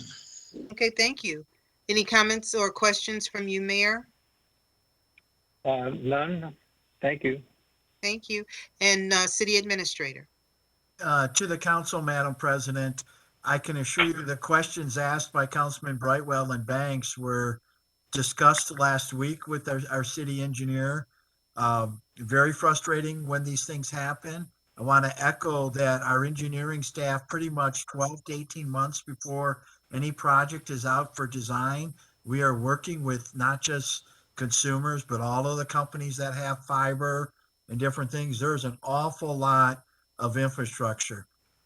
One of the biggest challenges Southfield, and we're not alone, relative to infrastructure, is getting as-built information. We not only with our public utilities, we also have it with our private contractors. And you'll see as some of you who are working and very familiar with this GASB 84 issue, one of the largest issues we have is getting final as-built drawings. So this is a large issue, and I want to assure council of all the projects we've done since 2014, I think we've only had one other change order, and the administration does not take a change order lightly. The choice came down to either delaying the road project being completed and waiting for consumers to design it, or we redesigned it. This change order was prompted by our simply deciding we're going to redesign the storm system and get this project done. But I want to just assure council, we're very conscious about these costs. We recognize how precious every one of these road dollars is to the community. Thank you. Thank you. Okay, hearing no other questions, we will move this to our consent agenda for next week. Thank you. Okay, thank you. Our next item is the authorization to purchase shop sign equipment.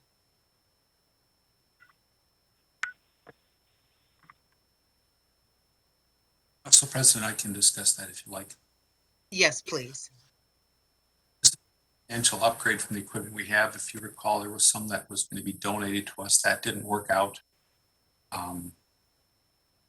This is much larger as it is now. We have to make signs in two pieces and fit them together. If they're larger, it just doesn't work well. We're also having increased need for signs. For instance, some of you may have noticed the temporary deer warning signs that were placed at 5 locations. We probably need about 10 times that signs to really impact car deer accidents. So this is just a long overdue improvement. It will improve the quality of our signs, the speed of our signs. It will actually save us money because we will get signs out quicker, less time in the shop, more time on the road. And this is a cooperative purchase, so we did not have to go through the bidding process. Okay. I'll start with you, Councilwoman Banks. Thank you. I'm in favor of this, this request. However, I'd like to add that when we do make the signs that we use a larger font. I know the Neighborhood Services Committee, we've brought up several times about street signs, and I think at our last meeting, we were told that all brand new equipment had been purchased a few years ago in the sign shop, and they were replacing some of the street signs. And the fonts that they're using are very, I want to say, narrow or slim versus wider so people can see. And I know a few years ago, we talked about using larger fonts, like when they redid Evergreen Road, there was a lot of positive comment on the street signs and how easy it was to see. And granted, those were large signs and they were illuminated, but on our streets, on our present street signs, like I said, they used to be larger and now we're using very small, thin fonts. And I hope with this purchase, we'll stick with the larger font because it's just easier to read when you're driving. Thank you. Yes, ma'am. Thank you. That is an excellent point, and that is one of the reasons why you see street signs now going to mixed upper and lowercase fonts. But I will definitely mention that. Thank you. What, I'm sorry, could you please repeat what you just said about the street signs? That is an excellent point, and it is one of the reasons why you see street signs now going to upper and lowercase fonts mixed, because it makes the reading much easier. But I definitely will be meeting with Mr. Turnquist Thursday to discuss that change and make sure that we do what we can to make the signs more legible. Okay, but I think what I was saying is they're not easier to read. I think they're more difficult because the fonts are very narrow and, you know, some of the seniors, they've commented, you know, why are the signs becoming harder to read? And then driving around, I'm like, I see the difference in the fonts on the signs.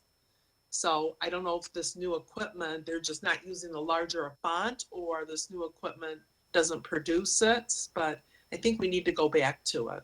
It's just my personal suggestion. Okay, thank you. And Mr. McRena, you said you'll discuss it with Mr. Turnquist later this week. I will discuss that, and just to confirm that the mixed case is state of the art regarding signs, but we'll look into that for sure. Thank you. Councilman Mandelbaum? No questions for me. Thank you. Councilman Hoskins? No questions for me. Thank you. Thank you. Councilman Frazier? Ms. Banks covered the question I had, so I'm all set. Thank you. Councilman Cruz? Yes, no questions for me. Thank you. And Councilman Brightwell? No questions, but let me check on what Ms. Banks brought up. Just an FYI, the Federal Highway Administration, now when they're putting in all the interstate highways, they've changed the font on the writing and also the colors. As you'll notice, the yellow is a different kind of yellow. And I think they kind of accommodate for the elderly drivers out there. So changing font is not a laughing matter. So it is a good thing. Thank you. Okay, thank you. Mayor, do you have a comment or question? No questions. No questions. Thank you. And City Administrator? No comments, Madam President. Thank you. Thank you so much. Hearing no other questions, we'll move this to our consent agenda next week. Thank you. Thank you for the presentation. Our next item is the 2020-2021 year-end action fund balance allocations. Good evening, Madam President. This is Austin Michaels, Director of Fiscal Services. Hi. So this item is something that you see every year. This is part of our annual technical exercise to get the annual comprehensive financial report or our audit filed on time. What we're asking council to do here is to approve the commitment of certain fund balances, and this is a required part of that audit. Very briefly, I'd like to just run over the categories of fund balance. There's the non-spendable, which includes your prepaid items, your inventory, and the land that we're holding, which would include Northland.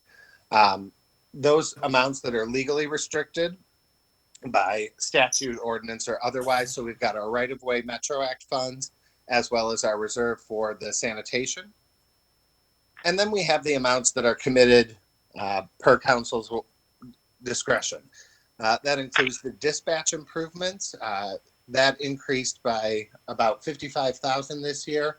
And that is the revenue that we get from Lathrop Village for their dispatching. We add that to this reserve every year. The emergency cleanup, that's an amount that we have set aside after the Great Flood of 2014. And that is based on the approximate number of residential houses in the city. So that's increased by about 17,000. Our equalization reserve is for our property taxes. We increased that by about $1 million. The local improvement revolving fund for Northland, that's the amount that will be paid back to the LIRF. The building infrastructure reserve, we know we had that comprehensive needs assessment performed, and we have a significant need for preserving and maintaining our infrastructure, our municipal campus and other buildings that the city operates. Last year, we put aside $8.5 million. We increased that by about $8 million this year. Then we have our tax-based initiatives reserve. We held that constant at $3 million. And then we have $1.5 million for wage adjustments. We have pending contracts.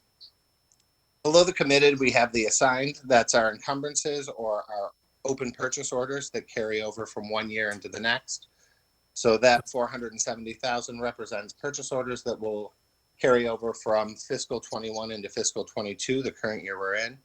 And then the subsequent year's expenditures is a small cushion for amounts that were approved by council prior to year end, but did not yet have the purchase order finalized by June 30th. After that, it falls down. Everything that's left is the unassigned, and this is the number that is key to our bond rating agencies. And this is the number that council adopted a policy on several years back. And that policy said that we would maintain an unassigned fund balance of 20% of the next fiscal year's budgeted expenditures. So just below that line where the unassigned is 16.7 million, and that's an increase of $1 million over the prior year. I've got a few metrics down there. We've got our next fiscal year budget expenditures. So that's FY22's budgeted expenditures, excluding any planned use of fund balance. And then you can see that our unassigned as a percentage of that is just over that 20% threshold per council policy. Another metric that we look at is 2 months worth of budgeted expenditures, how much that would be, and how many months the unassigned fund balance would cover. And we're at 2.5 months. And with that, I'm happy to answer any questions. Thank you. Thank you very much for the details. I'll start with you, Councilman Mandelbaum. No, I had a chance to look at everything over. I have no questions on this. Thank you. Thank you. Councilman Hoskins. No, pretty straightforward to me. I have no questions. Thank you. Councilman Frazier. No, I'm all set. Thank you. Great. Councilman Cruz.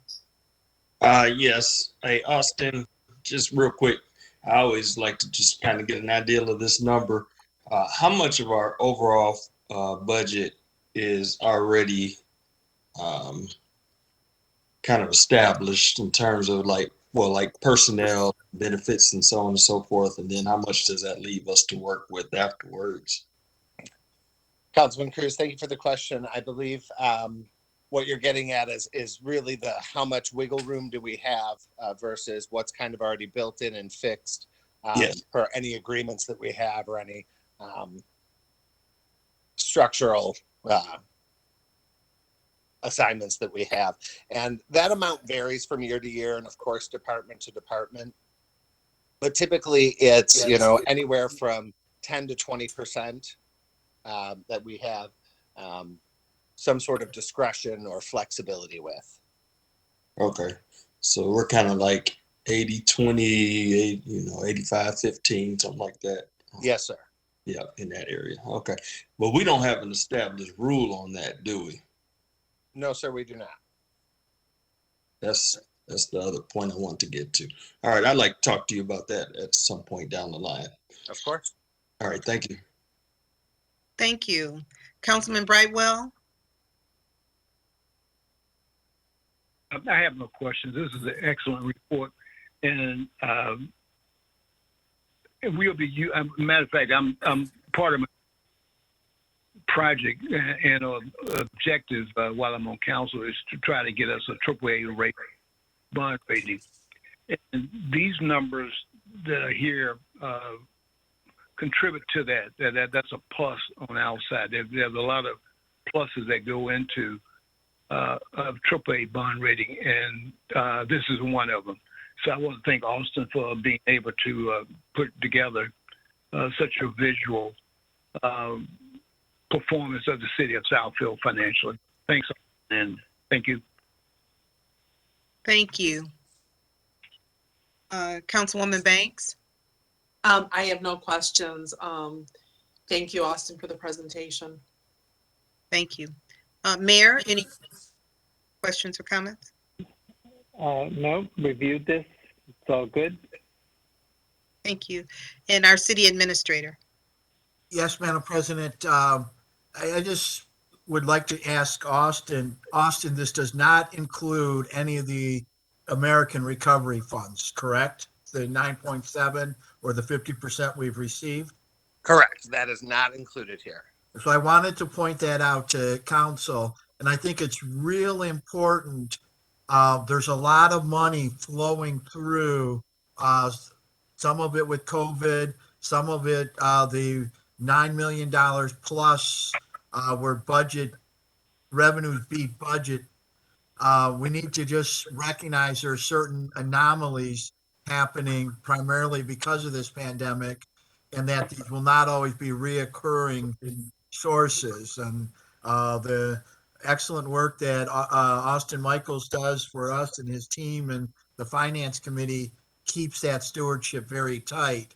But these are also opportunities to maybe begin to correct and rectify some of our long-term capital needs, when we talk about facilities. As administrator, I've said repeatedly, we have, three basic areas that are still long-term challenges. Our facilities, roughly another 4 to 6 million a year should be going into your facilities.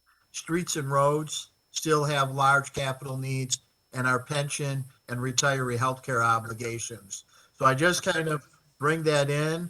The budget performed very well at, for the fiscal year ending June 30th of 2020, and applaud Austin and his team, and a thanks and a shout out to the finance committee that helps the administration keep that in line.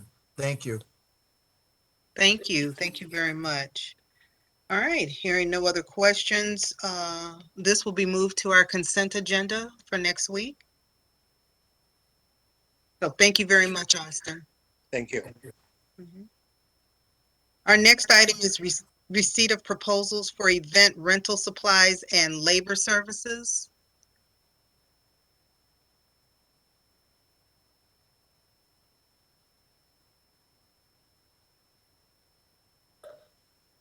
Madam President, Terry Fields, she's on by phone. Madam Clerk, can you unmute her if she's there? Can you hear me, Madam President? Yes. She's there. Yes, thank you. That's great. Thank you. Good evening, Council, Madam President, Mayor. This is Terry Fields, Parks and Recreation Director. Parks and Recreation has worked with the purchasing department and has received bids to establish a contract for the rental of tables, chairs, tents, and other event-related items. The primary purpose of this contract is to accommodate all the event planning needs for organizations that rent the pavilion, as well as our city special events, whether it be through Parks and Recreation, police, fire departments. This contract will provide a source for several items, including tables, chairs, table coverings, pipe and drape, and setup services. We did receive 2 acceptable bids from Utica Rental of Utica, Michigan, and Perry's Tents and Events of Clarkston. These companies will be used for a variety of our events held in the pavilion, the front lawn, the Berg site, the Eat to the Beat City Center series, the Kimmy Horn concert, as well as various other city-hosted events. After consideration of available equipment, the unit costs, additional fees such as delivery and after-hours setup, and the history of experience, it was determined that Utica Rental and Perry's Tents and Events would be the most acceptable and highest quality providers. Finance has reviewed this item. We are requesting that council accept these bids for event rental supplies and labor services from both Utica Rental of Utica and Perry's Tents and Events of Clarkston, Michigan, in an amount that will not exceed $80,000 per year, and this is for a 2-year contract term. And I can answer any questions that you might have. Thank you very much. Thank you. Councilman Hoskins? Thank you. I'm just curious, do we have a previous contract with someone else? We had Utica last year as well as CNN, and they did not get their bid in. Okay. All right. That was the only question I had. All right. Thank you. You're welcome. Thank you. Councilman Frazier? Yes. Now, when an event is planned, the person comes to you or one of your representatives to work out the deal of how many tables and chairs and the location and stuff? Yeah, we go over what they need and then general setup. And is there a cost to a group that is putting on an event? Absolutely. Okay. That's all my questions. Thank you. Yep. You're welcome. Thank you. Councilman Cruz?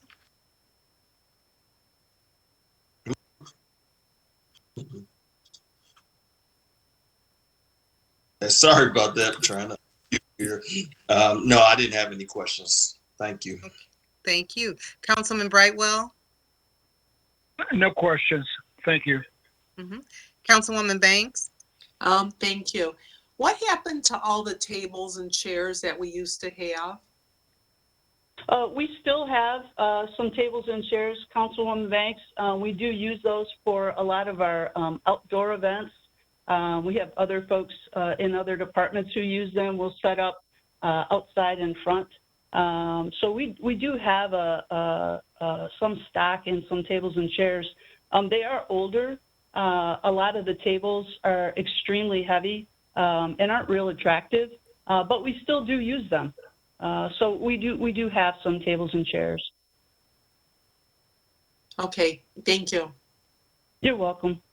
Okay, thank you. Councilman Mandelbaum? No questions for me. Thank you. Mr. Mayor? No questions? Thank you. And our city administrator? No comments, Madam President. Thank you. Excellent. Okay, seeing no other questions and everything's fine. We will move this to the consent agenda for next week. Thank you so for the much. presentation. Thank you. Our next item is the preliminary discussion regarding the use of Metro funds and/or American Recovery Funds for pathway development. Good evening. This is Planner Crode. Could we go to the next slide, please? As council may recall, we've had a series of discussions this past year about our trail infill projects, pedestrian amenities, transit improvements. We came to you prior to the budget to request $600,000 in the Metro funds to help us continue to develop shared use pathway throughout the city in strategic areas. And tonight is just to bring you up to date in anticipation of coming back to you at the beginning of 2022 with some specific project requests. This is a map that's being updated for our master plan, showing all the projects, working with the city engineer and the city center and others of infill to date. We're close to 18 linear miles of new sidewalks and pathways. Next slide.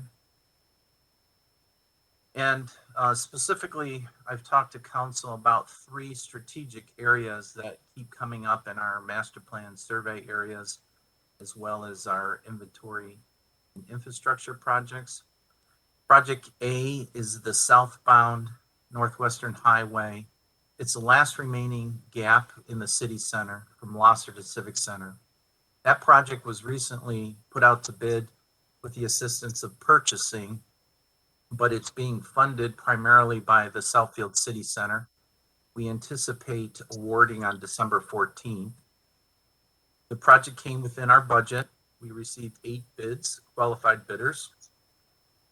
We have enough money to proceed with the project, but when I originally asked to set aside some funds for the Metro, we anticipated up to $100,000 may be needed as a contingency. Since this project came within budget, we're requesting council set aside approximately $50,000 of the $600,000 if needed for cost overruns, but that we will be coming to you at a later date. Areas shown as B and C, with the assistance and working in cooperation with the city engineer, we're working with our 2 consulting engineers, OHM and HRC, to get pricing from existing contractors and our low bidder. We may be coming back to you at the beginning part of next year to try to package these 3 projects together to get the best unit costs. Next slide. So again, the southbound Northwestern Service pathway should be awarded by the Southfield City Center Board on December 14th. Council has already accepted and approved the easement from Eaton Corp required to do this project. And we are asking that we reserve $50,000 from Metro Fund for cost overruns in the future. But we would come to you for that authorization at a future date. Next slide. The other 2 projects that score well are 9 Mile, just west of Evergreen Road, adjacent to the park, and southbound Northwestern Service Drive to Cornell Street. That would be the biggest priority of the next projects because it will eventually link into the Downtown Development Authority's Northland Center perimeter pathway and trail, and then physically connect the city center to the DDA area via non-motorized transit. So tonight again is to just give you an update on the projects we're working on. We should have definitive bids on these 2 additional projects and come back to council in January or February for authorization to proceed either with the existing money budgeted or looking at some additional dollars from the Metro Fund or the American Recovery Funds to complete all 3 projects next year. With that, I'd be happy to answer any questions that the council may have at this time. Thank you. Okay, thank you. Thank you for the presentation and the slides. They're very informative. I'll start with you, Councilman Frazier. Yes. What's going on with the wayfinding on extension of 11 Mile? Excuse me, I didn't hear you. What's going on with wayfinding on the extension of 11 Mile Road? We are meeting with business development director and Sign Graphics later this week to continue our discussions on that project. Has it been engineered or has it been designed? We're in the preliminary stages of design at this time.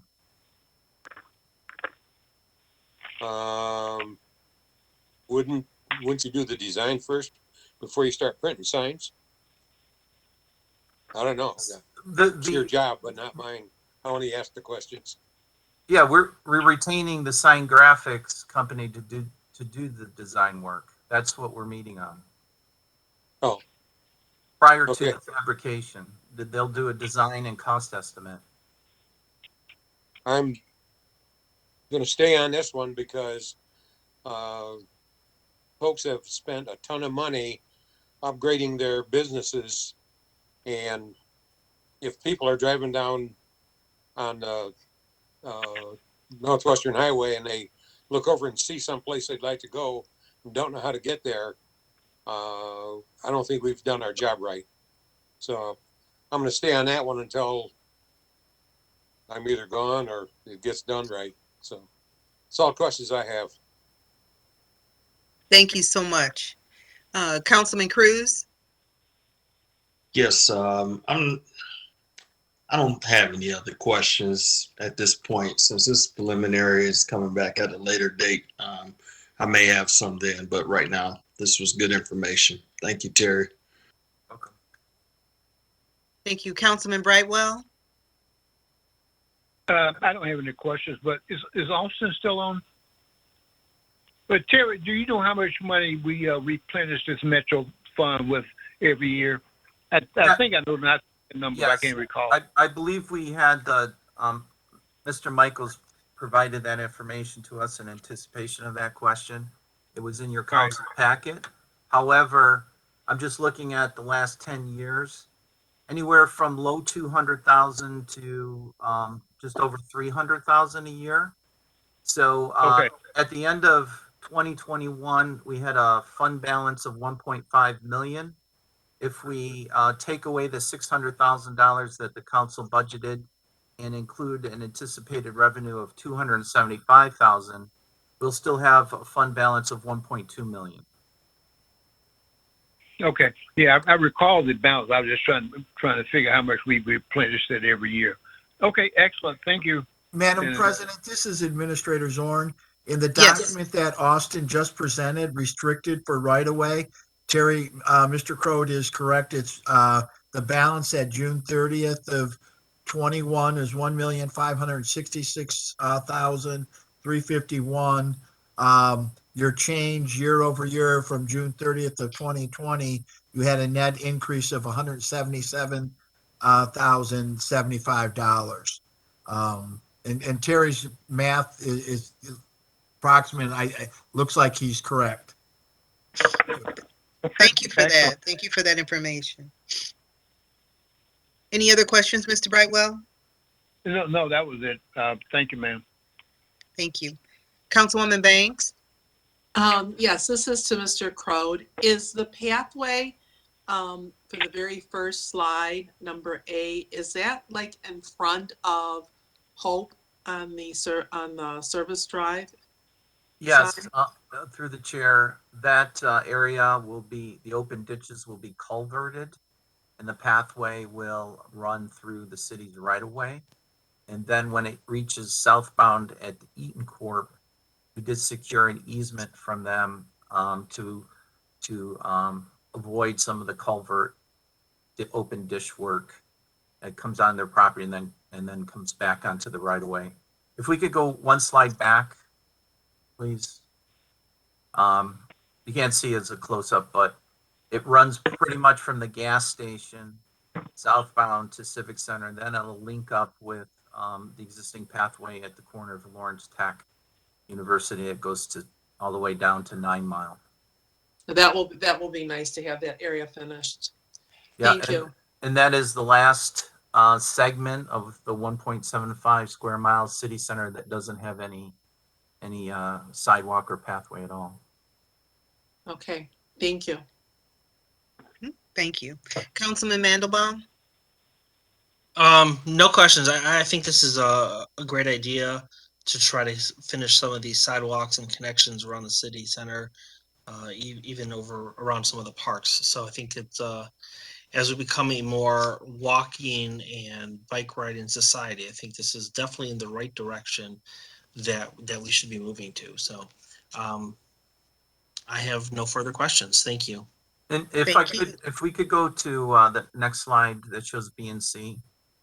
The other reason these are scoring well is that they have very limited curb cuts.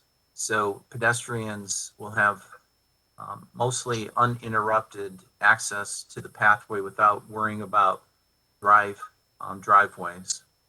As you know, during COVID and the pandemic, getting out of doors and recreating is big. And, you know, more and more, this is helping us with meeting our social equity goals of getting people access to services, education, and job opportunities throughout the city. Yep. Thank you. And Councilman Hoskins? No questions for me at this time, but I think this is we're definitely going in the right direction for all the reasons why Mr. Crowd and some of my colleagues said. Okay, thank you. Mm-hmm. Mayor? No, I too am very pleased to see this work continuing. For those of us who like to walk, you can make, once this sidewalk is in from Lasher down to Civic Center, one can make a complete loop. And of course, view the art all along the way. Thank you. Thank you. And Fred, sorry, City Administrator, do you have any other comments or additions? Just a comment, Madam President. Incrementally, what we've accomplished over the years, whether it's our bus, our garbage cans, the benches, incrementally, this has built the pathways and the art. Having attended this fall's Michigan Municipal League's annual conference, you know, we do have something, the entire story. And I think it's worthwhile telling, and I've said to a number of people internally, I think we've got a strong application for one of their projects of community excellence. And this has been impressive how this has come together. Transportation, the signage, the garbage cans, the benches, the key paths, the path system itself, the wayfinding, then the integration of the art. I think it's been an interesting journey, the last 10 years, and I think the city's got a lot to be proud there of. Thank you. Thank you. And thank you, Mr. Crowd, for this presentation. And since this is just informational and you're updating us, there's no action for the council. That's correct. We'll be coming back in the first quarter of next year for proposed funding. Okay. Okay, thank you. All right, we'll move to our next item, which is the presentation and discussion regarding the rezoning request with Overlay Development District Development Agreement of the Southfield Storage at 29200 Southfield Road on the east side of Southfield. Thank you. If we can go to the next slide, please. Petitioner Rand Construction Engineering on behalf of the owner Southfield 12 LLC is proposing a mixed-use storage facility at 29200 Southfield Road. It's located on the east side of Southfield Road, north of 12 Mile. Existing zoning is OS, office surface, and the proposal is to rezone to Overlay Development District. It is an eligible area to develop mixed-use retail with climate-controlled self-storage component. Next slide. This is aerial of an existing office building and parking. Next slide. The zoning is OS, and it is in an eligible North Southfield Road sub-area to utilize the Overlay Development District. Next slide. Here is a photo from Southfield looking at the front of the building. Next slide. I know council has seen a presentation on this earlier, but we've included some information of questions that were raised. How many self-storage facilities are located within a 3 mile radius? Next slide. Within a 3-mile radius of the proposed site is a population over 100,000 people, approximately 43,000 households, of which 16,000 are apartment units or homes without basements. Over 90% of self-storage occupancy rate currently exists. There are several competitors, but only one has modern amenities. Based on 2021 national average of self-storage, 5.9 square feet per person is required. In this area, the supply is about 50% of that, or 2.9 square feet per person. Next slide. There was a question about taxable value. We did ask the city assessor to do an analysis at the time that this was first brought to council. So the current market rate of the underutilized office building is around 1.2 million. It has a taxable value of half that at 638,000, and it's generating annual taxes at 42,000. The proposed multi-use storage would have a market rate of about approximately $5.6 million with a taxable value of 2.79 and generate an annual tax estimate of $185,000. So significantly 4 times what the tax value is. Now, typically we don't look at tax value with site plans, but it is economic development is a consideration when considering an overlay development district proposal. Next slide. This is a proposed internal layout of the building. You see that it's a drive-through, so there's no access from the exterior of the building. Next slide. And it does have storefront units facing Southfield Road, proposed 3-story building. And I'll let the developers get into the specifics of the operation, but this also shows proposed landscape screening. Next slide. This is building elevations. I think the renderings do a better job. Next slide. So this is what you would see from Southfield Road. Pedestrian landscaping and enhancements along the road, buffering the parking, retail spaces on the first floor with a drive-through on the first floor, and then 2 stories of storage units above. Next slide. And you can see a proposed art development. I believe there's one in Rochester Hills similar to this that you can actually view. Next slide. This is an aerial view of the proposed redevelopment as it fits on the site. Next slide.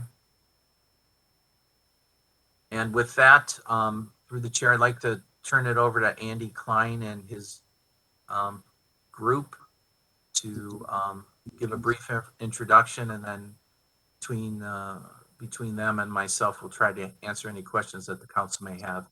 This is scheduled to come back to council for public hearing at your meeting on December 13th. Andy, do you want to, you and your group want to fill in anything that I've missed? Yeah, no, I think you did an excellent job. I'm here with our project manager, Chuck Fusen, the Pat Williams is from Nowak and Prowse, our civil engineer. Eugene Sirazin, the developer who represented Southfield 12 is here, as well as Joe Guido, our project architect. No, I think you did an excellent job, and we're here to answer any questions that anybody has. So through the chair, we'll turn it back over to the council. And Chuck, you guys and Andy, you need to speak up a little bit. Okay.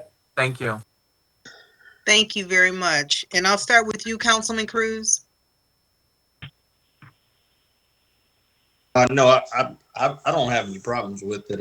Like I said, once we have a hearing on it or whatnot and see what the general public thinks about it, that'll give me some more insight. But overall, the look is good, and I think the service is going to provide is good, especially seeing that in the radius of the building, a lot of homes don't have basements, so I can clearly see where there could be a strong need, even though there is a number of competitors. And if I could just ask, I think Terry, you gave us the number before, and you may not have it right offhand, but do you know how many similar facilities like this are in Southfield currently? Unfortunately, I don't have that in front of me. I will have that for next week, but we wanted to concentrate on the 3 mile service area. Yeah, that's fine. Yeah. That's fine. I just asked. I didn't expect you to necessarily have it right offhand, but if you could share that with us next week, that'd be great. Yes. Okay, thank you. That's all I had, Madam President. Okay, thank you. Councilwoman Banks. I really have no questions. I think this is a much needed service in this area. Thank you. Thank you. Councilman Mandelbaum. The building looks really nice. I like how it ties into Southfield Road. It's also, I had a chance to visit one of their other properties just because I was looking for some storage space, and it was very clean. The people were helpful. I mean, even the parking lot was clean. There wasn't anything in the back of the parking lot when you're driving through. They do a nice job keeping up their appearance and cleanliness, and I think it would be a nice addition to the city. I have no further questions. Thank you. Thank you. Councilman Hoskins. No, I don't have any questions either. I mean, I definitely am fine with the project. And when we first brought this up, my only concern was and it's nothing to do with them. It was just, Southfield Road. It was kind of tough to navigate that particularly if you're making a left turn. But I'm certainly for this project. Thank you. Thank you. Councilman Frazier. I am not in favor of this project. I don't have any problem with the building. Building looks nice. It's just in the wrong place. That's one of our highest cost properties in that area, across from the new strip mall that was put in. It's just in the wrong place. I think we could do a lot better revenue for the city in that place, and people are going to eventually store a lot of the data. And I know last time they came here, they were talking about have all these businesses in town that need storage, but people are going to start storing their stuff in the cloud, and we're going to have a great big empty building sitting there that is going to look bad, and that's what has happened in a lot of, not so much yet with Southfield, but a lot of primarily minority communities, and I am not in favor of it. That's it. Okay, thank you. Mr. Mayor, any comments? I'm in favor of this project, and my earlier questions have all been answered. Thank you. Thank you. Any comment, City Administrator? No, ma'am. Thank you. Thank you. Madam Chair? Yes. Madam Chair, you jumped over me, I think. I'm sorry, Mr. Brightwell. That's okay. I apologize. No, Mr. that's okay. Brightwell, do you have any comments? I have a couple of questions. I'm a data analyst kind of guy. With respect to the population, 101,000. How much of this is in Southfield? And you have approximate households of 43,000. How much of that is in Southfield? That was the distinct area that is Southfield that we're talking about. I can't hear you. Can you speak up? A 3 mile radius around that Southfield location. Okay. All of that is Southfield. Population of over 101,000 is in Southfield within 3 miles. That could be in some of the neighboring, within a 3 mile radius of that location. So it Yeah. could be outside of the boundary as well. Yeah, that's what I want to know. Of the 101,000, how many are in Southfield?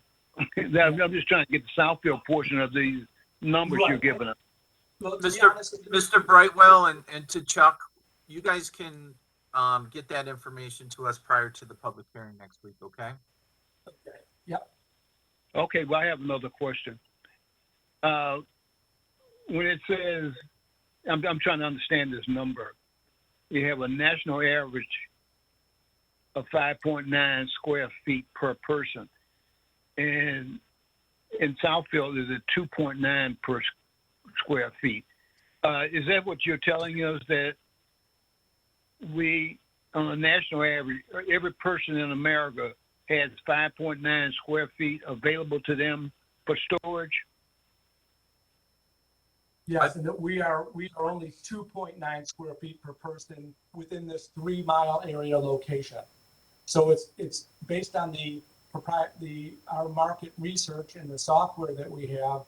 It's underserved is if you look at it on a national level, it's underserved by a significant amount. Okay, all right. Okay, that's it, madam. If I could rephrase that, and you guys can correct me, there's a need of 5.9 square feet per person on the national level. And we're only providing 2.9 square feet of self-storage in this area. So there's a deficit of about 50% based on existing and projected. Is that correct? Correct.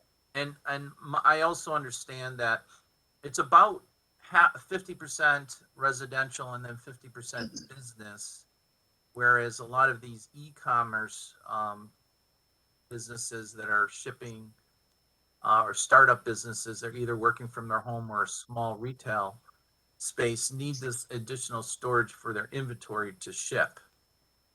That's one of the trends that I've seen in my research on these. Is that what you're finding, or are you finding something different? No, that's exactly correct. And that's why we also have a little bit of business center there. So somebody could have meetings, Wi-Fi, conference room, so that they could even conduct meetings there if they needed to, because we find that many of the people that are using this are exactly running businesses. Okay. And I don't want to get too technical here, but, and Terry, you can help me out here.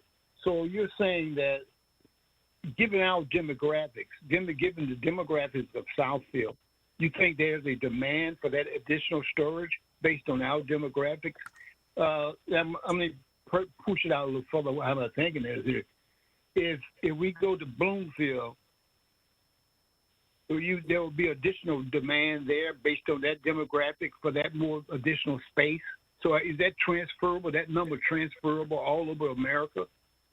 Well, these guys can correct me, but part of the reason that there's a greater need here is that we have fewer homes that have basements.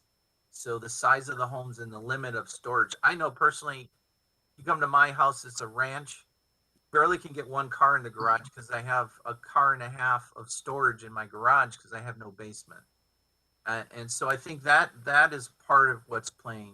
The other thing is that we have a lot of small businesses and entrepreneurs, and with the explosion of the Amazon deliveries and so forth, a lot of people are working out of their homes who have started new businesses because of layoffs or the pandemic. So there's a greater need. And as I said at the council before, for every one of these that are in an eligible area, we're getting 10 requests to convert office buildings throughout the city to storage. One, because we have an overabundance of older office, surplus of office space that can't be rented. And two, because of the demand is so high. But in most other areas, unless they're in an industrial district, storage units are not allowed. And it's only allowed in this area because of the mixed use component, and the overlay development district allows storage, interior storage of this type to be developed. So there's a high demand there's a low supply and there's a great need to convert office space into other viable uses. And so all those are conspiring at the same time. Okay, well, I understand that, and I'm just trying to get at it from a standpoint of we are driving demand because of this national average, and I think with this national average is applicable to Southfield at 2.9, so there's a demand between 2.9 and 5.9. So we're assuming that's applicable to this area, whereas it might not be applicable in any other zip code west of us. Yeah, I think their market research is based on this specific 3-mile radius. Okay, all right. Well, yeah, you have national trends, and then you have this specific market research for this location. Yeah, it has to be for this location, because that's where they're. Okay, that's fine. I'm in essence,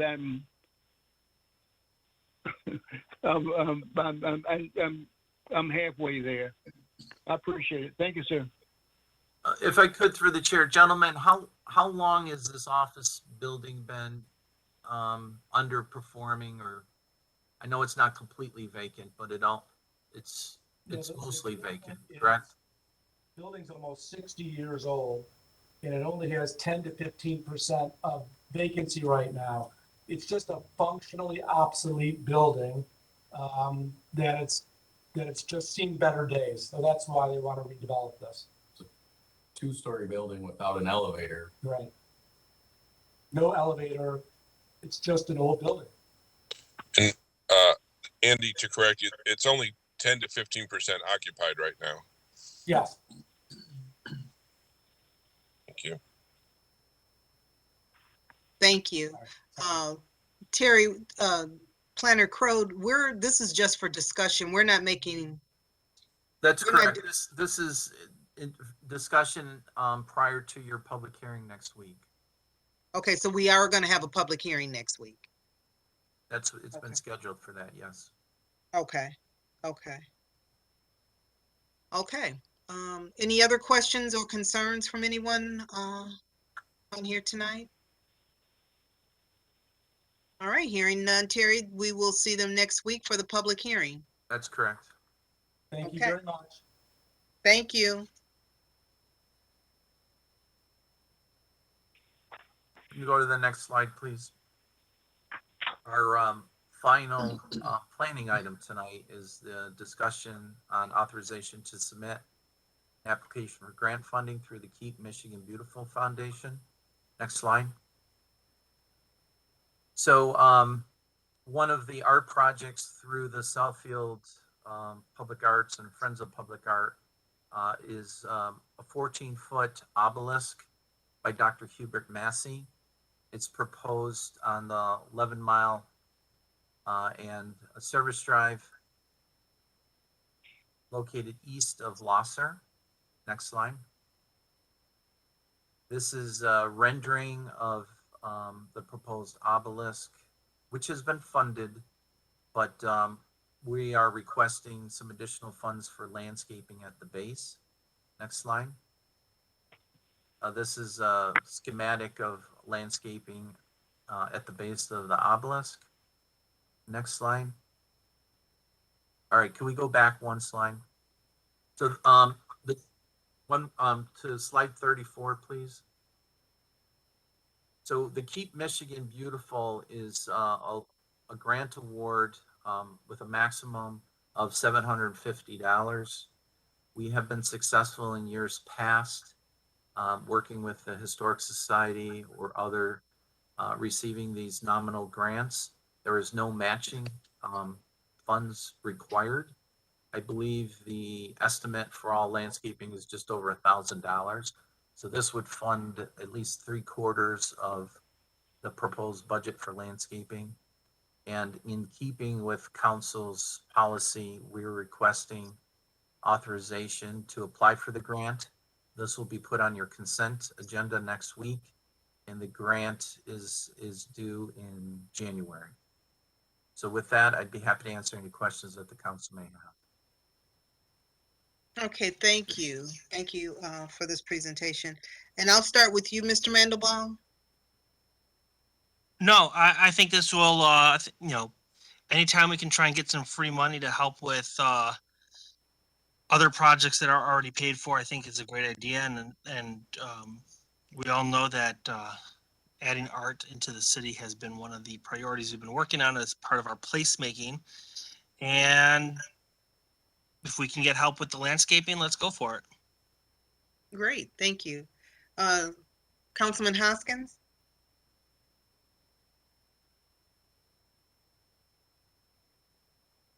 Okay, there we go.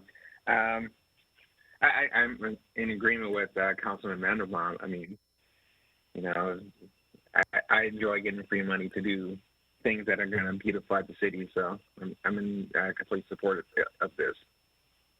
Thank you. Yep, thank you. Councilman Frazier?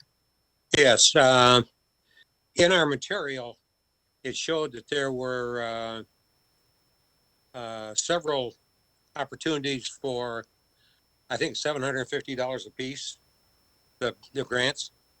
Is that right, Mr. Crode? That's the maximum amount that they give out. And I don't know if we can apply for more than one or not, but this was one of ones that we had selected for this year. And the reason I say that is there was one of the residents spoke 2 or 3 weeks ago about planting bushes, butterfly bushes over in Carpenter Lake to attract monarch butterflies, which have been severely hit with whatever caused butterflies to not reproduce. And I thought that was a really great idea because it sort of be another attraction in the park. I don't have any problem with this one, but if we're battling between butterfly bushes and obelisk bushes, I don't want to pit one of our projects against another project, but I don't think we ought to forget about doing things that help with the ecology. And it's been hit pretty hard, so I don't have any problem with this project. But Yeah, through the chair, thank you, Mr. Frazier. Ms. Klazowski works with our Southfield Garden Club and other groups. She's the one that routinely selects projects to be submitted for. I will speak with her tomorrow to see if there's any prohibition from applying for more than one grant at this time and find out when the next grant round is. But I will mention that to her, and if we're able to do that, we will proceed. okay, thank you. Thank you. Councilman Cruz? Oh, no questions at all. Thank you. Thank you. Councilman Brightwell? I support this project, but I can't get away from my past as being a financial analyst and in dealing with our cost accounting. And I'm not sure, Terry, is it $750? Is it worth it? I mean, we getting into this for this project. I see the benefit of it. I'm just looking at it purely from a financial standpoint, and I'm a big fan of art, and I've supported all kind of art. But are we spending more money to get $750? Well, Staff time on this. I mean, that's a good point.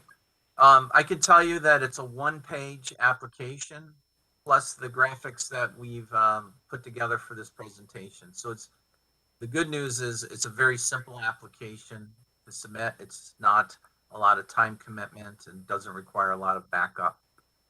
What you've seen tonight plus the one-page application that's already been filled out is all we need to submit, plus your blessing.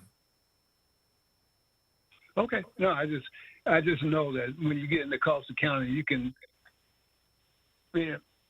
employee. Yeah, but that's fine. I don't have a problem with it, but I just want everybody to be conscious of the fact that, and we're getting there. I know I've talked to Mr. Zorn about this in the past, as far as the cost of county. The cost of anything that move in the city of Southfield, we should have a cost associated with it. And that's what my professional experience was. When somebody moves, there's a cost associated with it. So, but I'm for this, just purely from a standpoint of the ultimate benefit to the city of Southfield, and it's not costing us an arm and a leg. Okay, appreciate it. Thank you, ma'am. Thank you. Councilwoman Banks? Thank you. Terry, in one of the slides that was in our packet, I believe it shows it shows where the obelisk is being proposed, and where 11 Mile kind of splits with the traffic going both ways. Right. Is that, it's not a roundabout, but on the slide on the left-hand side, can the traffic going, it's not north, is it going west? It's going west that they can turn to go southbound on 11 Mile. Okay. I can tell you that this location has been vetted by HRC Engineering. We raised the same questions about probability of, vehicles crashing into it and so forth. You can see on the slide to the right, there is a guardrail on the south side of it, and the design speed of the cars turning down the ramp to go southbound are low enough, and the curve is gentle enough that we don't anticipate any issues with cars. Now, obviously, just like we had the kiosk hit early this year, there was a high speed chase and people went the wrong way on certain roads, and I mean, things can happen, but we did have our engineers vet this location.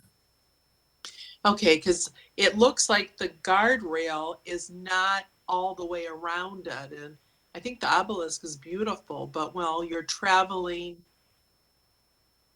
west, I think I'm saying that correct, on 11 Mile, right? Like as you're going towards Lazar Road, right? And as you're turning, the guardrail is not there. The guardrail's in the other area, and I don't see that traffic going east hitting it as much as the traffic going west. Am I making sense? Yes, but again, that was looked at by our consulting engineers because the speed of turning that corner is not of a concern. They're not traveling at a high rate of speed that they would, have a concern about a crash at that location. Okay, and the obelisk is set back 15 feet, is that correct? Minimum of 15. Okay, And thank then you. it's also going to be placed on a concrete base that I think is 1.5 feet off the ground. Okay. All right, thank you. Thank you very much. Mayor, did you want to comment on this at all? Yes. First of all, the location was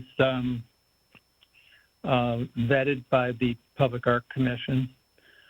Public Art Commission also worked with both Beacon Square neighborhood and Evergreen Trails on and got their enthusiastic support for the placement of this piece by Hubert Massey on 11 Mile. And there is a pull-off lane to make that turn. So it's a deceleration lane. And again, traffic would be going past the obelisk to turn around and then go east on 11 Mile. As far as the grant itself, I look forward to the council approving this grant, as we've been very successful with receiving Keep Michigan Beautiful grants in the past, as well as being recognized by Keep Michigan Beautiful for numerous projects. Thank you. Thank you. City Administrator? I have no comments, Madam President. Thank you. Okay, thank you. Okay, well, hearing no other comments or anything, we will move this to the consent agenda for next week. Thank you. Okay. I'm getting some questions from some of the residents saying that they are being asked about a password or something to call in. I think it's I don't have any instructions for them, and I don't know if IT can reach out to, or I don't know how they could help in this case. So I want to apologize to anyone who's trying to reach us and can't. We have upgraded our WebEx, which caused a little confusion for some of our panelists that called in as well, where they were having problems. So I'm asking that you would please excuse us for tonight. We apologize in advance for any and all issues that you may be having at this time. And Madam President, we did just update the website. This is the first time we're using this version of WebEx, and some individuals were having some difficulties. And like you said, we do apologize. So we did upload additional information to the website for this. Thank you so much. Our next item will be John Grace request for the 24-month option to acquire. Yes, thank you, Madam President. To the Honorable Mayor and Council, if I could ask our IT folks to advance to the next slide, please. This evening, I am here with Janae from Lockwood Lockwood Group, and that's Janae Eisenmanberg. She is the Director of Acquisition with Lockwood Properties. Lockwood is the Southfield Nonprofit Housing Corporation's partner and property manager. Tonight, I'd like to discuss the former John Grace School. We're proposing that the city offer the Southfield nonprofit a 24-month option to acquire the former historic John Grace School. The school has been vacant since 2017. The Southfield nonprofit is proposing to build a 65-unit senior community for a total investment of 17 million. I apologize that the next word in my it should be conceptually. The historic school will be repurposed into 20 apartments with 2 community spaces, the former gymnasium and the former library, and the addition of 45 new senior units. If we could advance to the next slide. This item was discussed this summer at the Neighborhood Services Committee while we physically toured the school. The former John Gray School is experiencing a substantial amount of deterioration as it has been empty since 2017, July of 2017. The sale of the property would accomplish the following for the city of Southfield: provide affordable new senior housing. It, it would rezone the property to allow for multiple family housing with the density of at least 65 apartments, and we would need to obtain a final site plan. It would also list the John Grace in the National Register of Historic Places with the U.S. Department of Interior National Park Service. We would repurpose the community park presently located at the site and preserve both the gymnasium and the original library as community spaces. And it would also preserve the former John Gray School and enhance the John Grace neighborhood. As part of the tax credit, we would need the following items from the city. As we've requested the 24-month option, that option would be used for the Southfield nonprofit to prepare a tax credit application to be submitted to the Michigan State Housing Development Authority, what we commonly refer to as MISTA. It would also require that the city adopt a pilot ordinance, which would only be in effect upon the issuance of the tax credits from the state of Michigan. A pilot ordinance is a payment in lieu of taxes, and it's usually calculated as a percentage of the income received on the property. Rezoning of the property to allow for multiple family housing with the density of at least 65 units and obtain a final site plan approval for the property. That would be then the other item required from the city.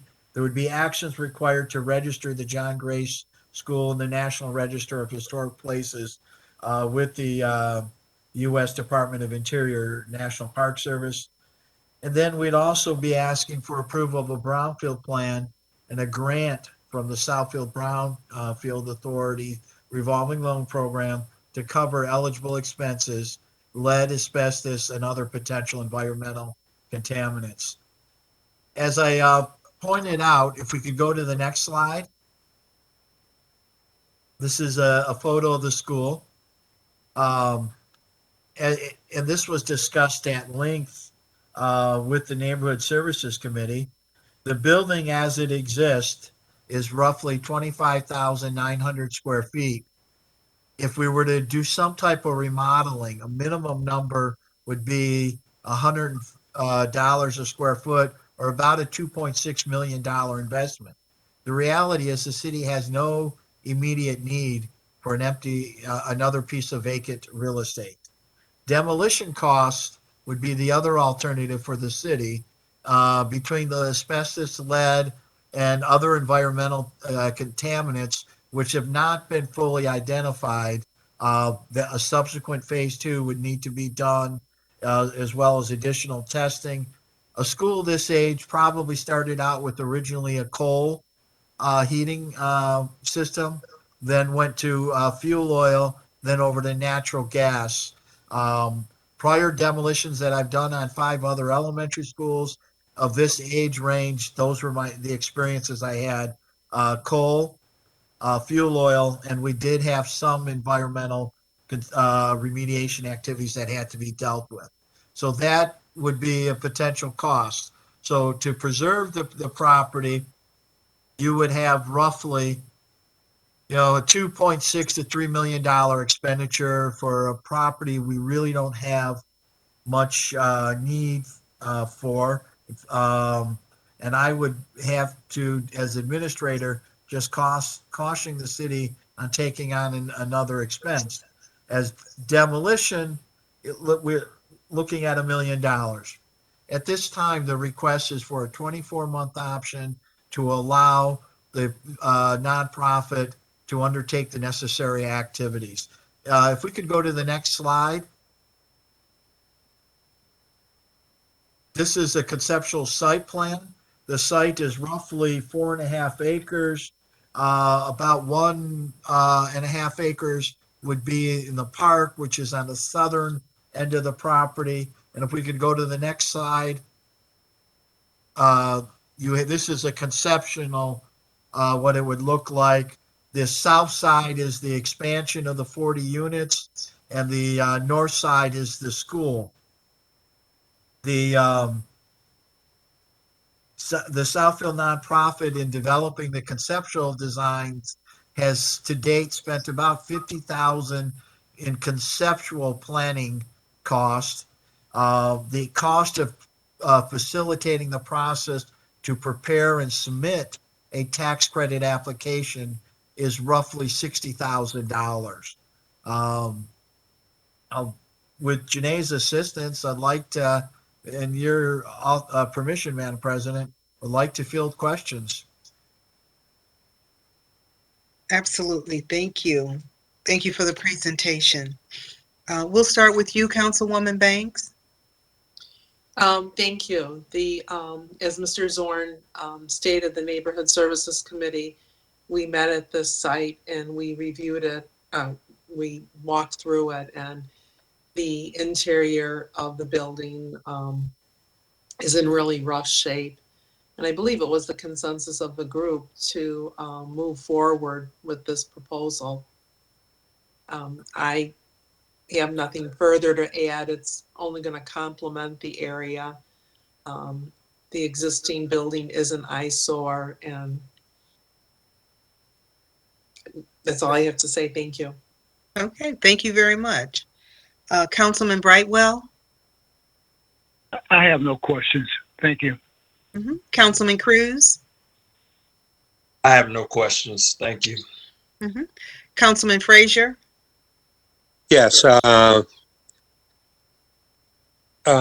City Administrator, Yes, sir. the skin on the school currently has been weathered for as many years as the school's been there. How would you match how did you propose to match the new part so that the other part doesn't look out of place? I'm skin. not sure I'm qualified to answer that question. Perhaps Janae can. She's far more knowledgeable on the historic preservation pieces, and our good friends at Lockwood have had multiple conversations with the state historic preservation folks. So perhaps she can speak to how we would match and blend or make it contrasting. Well, thank you very much. I appreciate this opportunity to present. Very excited about restoring this school and repurposing it for senior housing. I have worked on a number of historic preservation projects, and my first step is always to consult with the State Historic Preservation Office. And the city administrator and the mayor and myself were able to have a Zoom meeting with Rob McKay. And Rob had indicated to us that the building is eligible for national tax credits for historic preservation. And his first comment to us was that the school building, fortunately, has enough of its historic integrity, architectural elements still in place. My first approach with him would be to work with, obviously, a talented architect that also has historic preservation and design an addition that complements, but yet is also distinct. Oftentimes, our first step is to submit to the State Historic Preservation Office. Then we also have to submit to the U.S. Park Service to also get approval. And oftentimes I find that they like additions to look like they weren't 100 years old, but to clearly be distinct, but yet still complement the architecture. You can see that the city has spent quite a bit of time and resources developing a conceptual plan. We would like to continue to develop the conceptual plan, but also make sure that we engage the neighborhood as well as other community stakeholders to make sure that we get it right. We've looked at new construction in other cities as they add on to historic schools. So I think that's a great first step. And most importantly, to make sure that we meet with all the departments, all the neighbors, and all the stakeholders, as well as the experts at the State Historic Preservation Office and at the Park Service, to make sure that we achieve all those goals to defining a project that is, represents. I heard earlier on today's meeting the term placemaking, and I embrace that concept as well too, to make sure that this project is developed locally at the ground level. Plus, we make sure we meet our technical approvals at the state historic preservation level and at the National Park Service level. Okay, thank you very much. Fred, we own the building, right? The city owns the property. That's correct. And the deed restricting have been removed. We've confirmed that in recent title activity. So the nonprofit housing would be the one that buys the building for $1. Is that was in our handout material? That is correct. The entity to be formed would be the John Grace Arms Limited Dividend Housing Partnership, a mouthful. Yeah, I'm glad it's a long building. Put that sign up there. Yep. Okay, and the concern that I have with this project is our other senior housing is relatively close to shopping and restaurants and stuff. This is really out of the way. The closest place, I think, is that the little grocery store that is, 3 blocks away from there.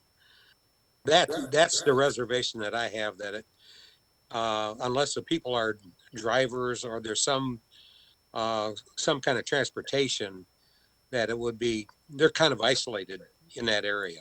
So If I may, Councilman Frazier, the Southfield nonprofit does operate vans at all 3 of its properties, McDowell Towers, River Park Place, and Woodridge. That has become part of our service. And working with Lockwood, we've been able to make sure that's happened even through the pandemic.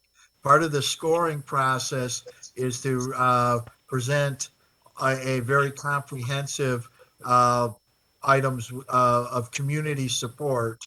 And what we have within a half-mile radius, where we find ourselves piggybacking on some of the social service benefits within the city of Farmington Hills, as well as Beaumont Hospital, the former Botsford Hospital, and there are a number of other social service agencies at Inkster and Shiawassee.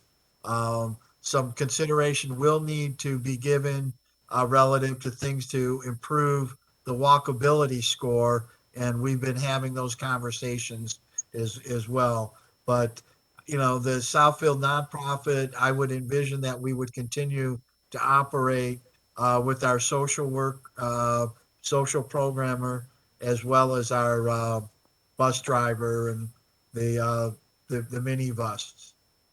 now I may be out of date, but I thought that the transportation at the other senior centers was stopped at 5 o'clock at night. We do have hours and restrictions staff wise, but I think we're flexible as needed. If there was something going on, 6, 7 o'clock as an entity, I'm sure we would figure that out. Um, I'm not answering your question specifically, but we have some flexibility in how, owning that bus. It's a matter of just how we staff it. Okay. Councilmember Frazier, Yes.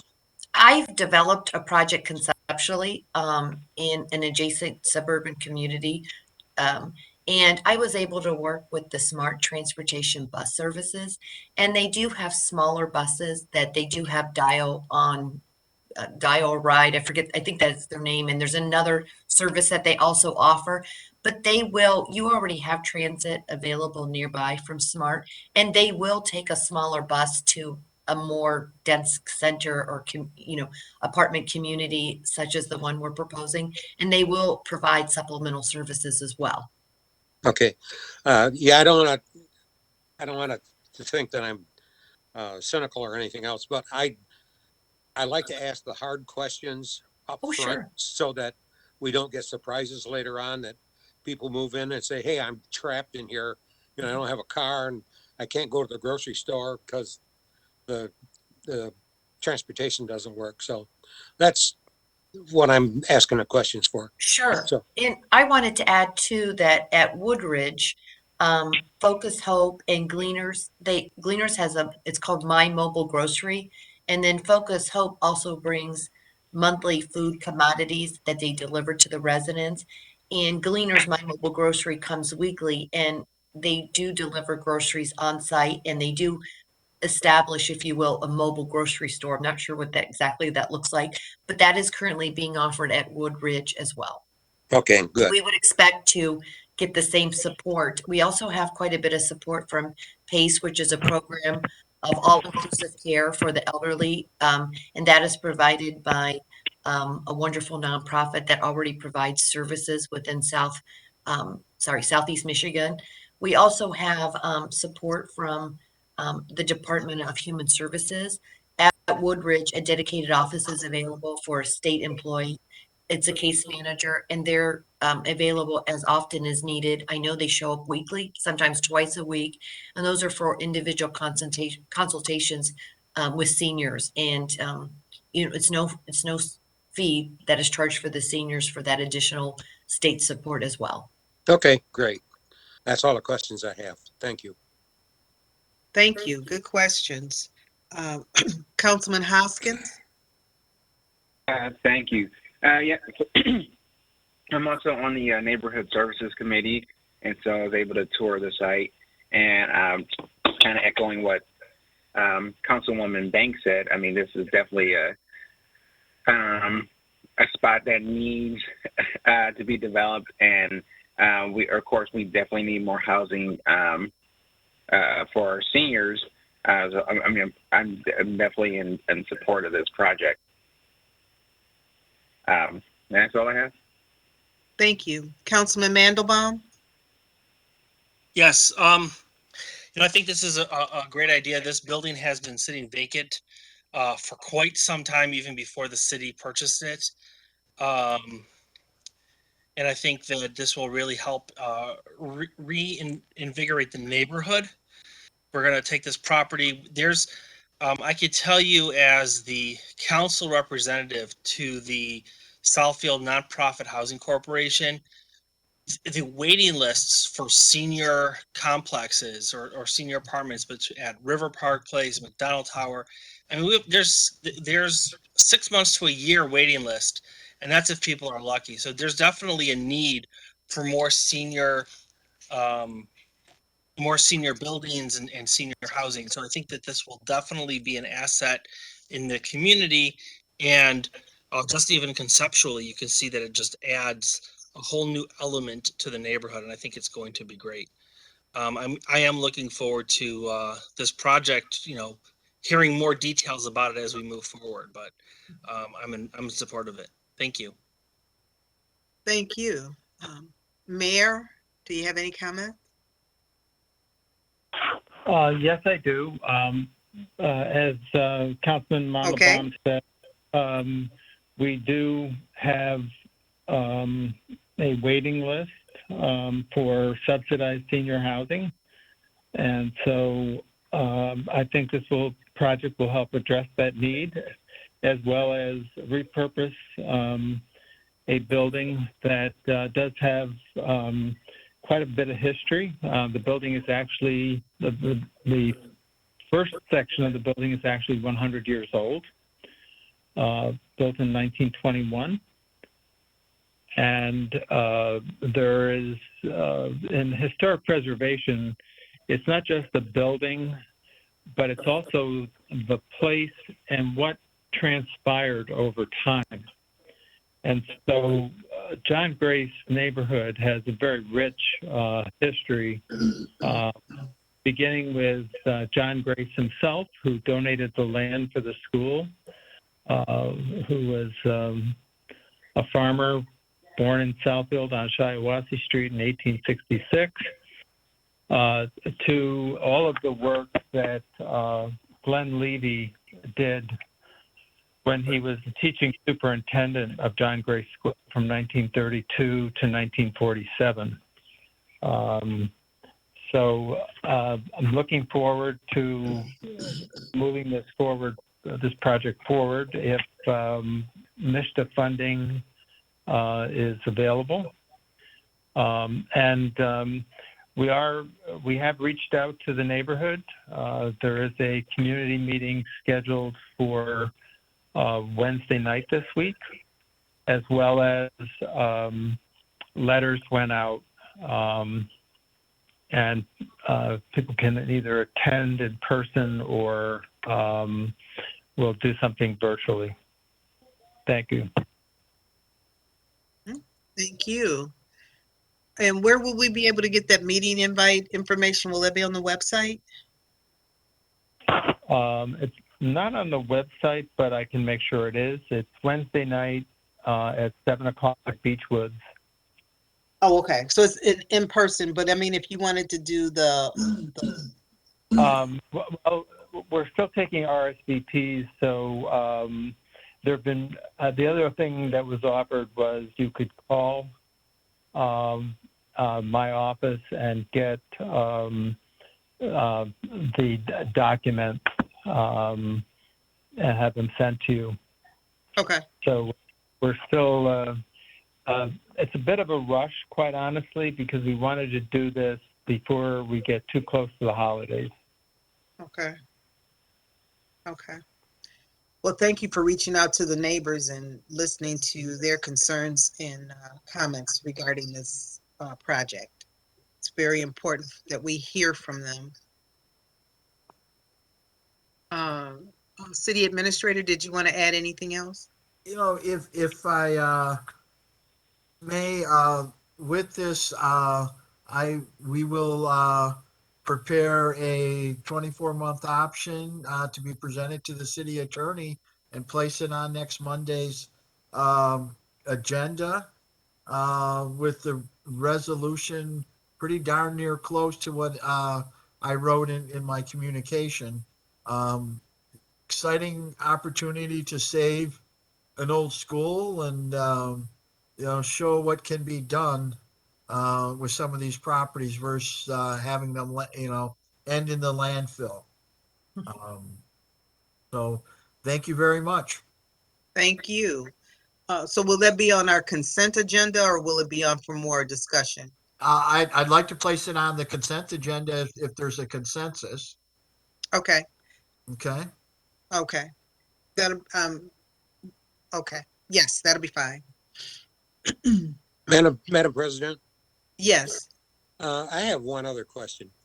Sure. There's no, I was not available for the tour because I wasn't on council at that time, but there's no elevator in that building, is there? No, there's not, but the design, the conceptual design does include the addition of, Mayor, if I recall correctly, 2 elevators? Actually, 2 in the new addition and 1 in the school. Yep. Oh, okay.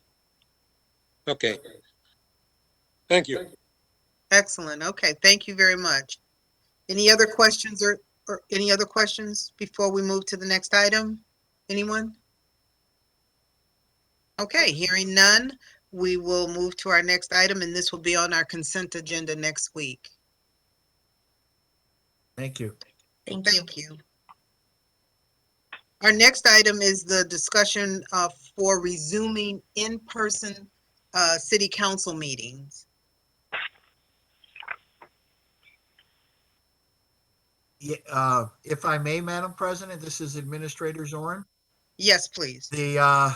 On November 17th, the city clerk, city attorney, city planner, myself, Deputy McRena, our cable manager, community relations, a large group of us met in council chambers to discuss the resuming in-person meetings. As I indicated in my communication to council, it is our intent that the city clerk and myself would vacate our positions at the dais, as well as the mayor and city attorney vacating their seats at the dais. That would allow the 7 council members to spread out at the dais. Although the dais is U-shaped, what we've envisioned is placing 2 8-foot tables almost parallel at ground level in front of the dais. The one would be where the city attorney and the mayor are placed. The other would be where city administrator and the city clerk is placed. The council chambers would be situated where an area for staff to sit, allowing staff to socially distance, and the remaining parts of the council chamber would be for guests. If you look at the attendance of our typical meetings prior to COVID, we maybe had a dozen to 15 guests. We feel that we can make that room, the council chambers work.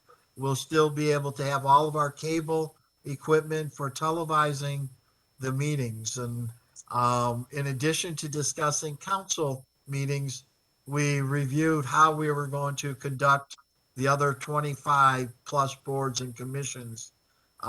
They too will have to be meeting in person.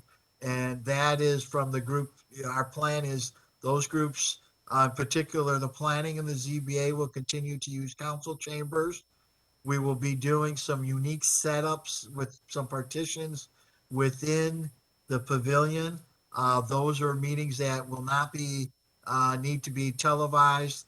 And with the cooperation of our good friends in the library, we are hoping to also use the large meeting room in the library. Our facility staff has been phenomenal throughout this COVID pandemic in sanitizing and keeping our spaces clean, and they would also be continued to be mobilized.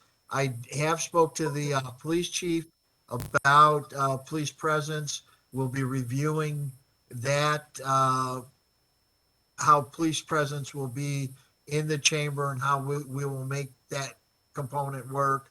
There's also been some discussion when we come back together about reviewing our overall public safety protocols within the council chambers. Um, those are my comments, Madam President. Okay, I will go to council, starting with you, Councilman Brightwell. I just happened to be over at City Hall today in the complex, and I walked through and I could see where there's a preliminary, things were set up on a preliminary basis. And it looked like it'll work. I don't have any problem with it. I think we're trying very hard to social distance and to be respectful of the virus and the pandemic. And we are trying hard to just be safe. And so I don't have a problem with it, but we do want to make sure that we are recognizing social distancing and everyone is cognizant of the fact that this is a very dangerous and deadly unseen virus. And so I'm for it. I want to make sure everybody is top of mind that the safety of everyone in the building is utmost. I'm okay with it. Thank you. Okay, thank you. Councilman Frazier? Did you jump over Councilman Cruz? Yes. Okay. On purpose, on purpose. Oh, okay. All right. If the mayor and the city attorney and the city administrator and the city clerk move down in front, will that leave room for the presenters like Mr. Crode when he has to present, or will he move someplace else? May I, Madam President? Yes, please. We believe, yes, it will. That his station would still work. The podium itself may be moved slightly as we go through the final design. And as we met in the council chambers, we believe we can make that work. The planner perhaps may not sit there until his items come, until his section of the agenda, then he may be seated and then excuse himself and go into a more distance. And myself and others at that lower may need to do that. But we actually think we've got enough room to keep it. We know we have 6 feet to make that work. Okay, now when you vacate those two end positions, in your presentation, you said that you want the council to have more social distance. Does that mean that you're going to build up the lower part where the mayor and city administrator sit now, so the council kind of scoots around the corner? Is that, can't visualize what you're talking about. We weren't anticipating building those end sections up. We're hoping that, council would work with us and you would have people at, two people at a lower level. Oh, okay. All right. I hadn't thought of it that way. So, I know it's going to curb my, approach, because I like to see people's faces when I'm talking, to see, read their faces. And it sounds like everybody's back is going to be to everybody else. But I'll live with it. And That's all I have. the four of us who are at that lower level, we believe how the tables will be parallel. Some people will be able to see our faces. The person who, some people will be looking at backs, and I will tell you, we'll be very conscious. I think for all of us, that's been one of the most challenges in this electronic age, is not being able to read body language. That's right. Social cues that we get, so many that we're not even aware of. Thank you. Thank you. Anything else, Mr. Frazier? Nope. That's Okay. it. Thanks. Okay. Councilman Hoskins? I know, way back in the beginning, or not the beginning, but a few months ago when we were thinking about maybe coming back in person, I know there was discussion about the using the pavilion, and I'm assuming based on this November 17th meeting that the pavilion is not really a viable option for this. The administration could make the pavilion work. We feel we can make the council chambers work. The pavilion presents acoustical as well as video challenges.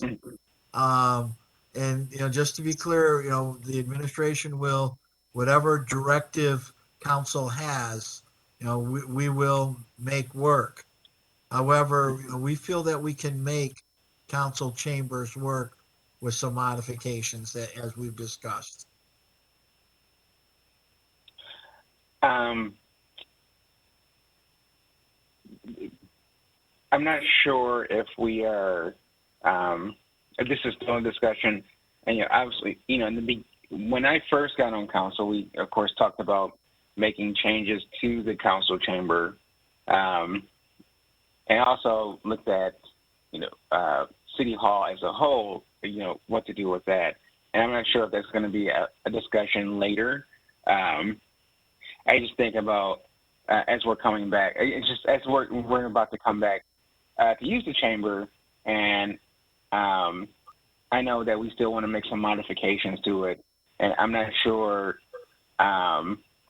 now, because we talked about doing certain things to the chamber, and I think about making it even more accessible for people, making it more the way the dais. I know we had discussions about the way the dais was set up and how even moving out of the where we did our study sessions, moving that into the council chambers and changing the configuration of that.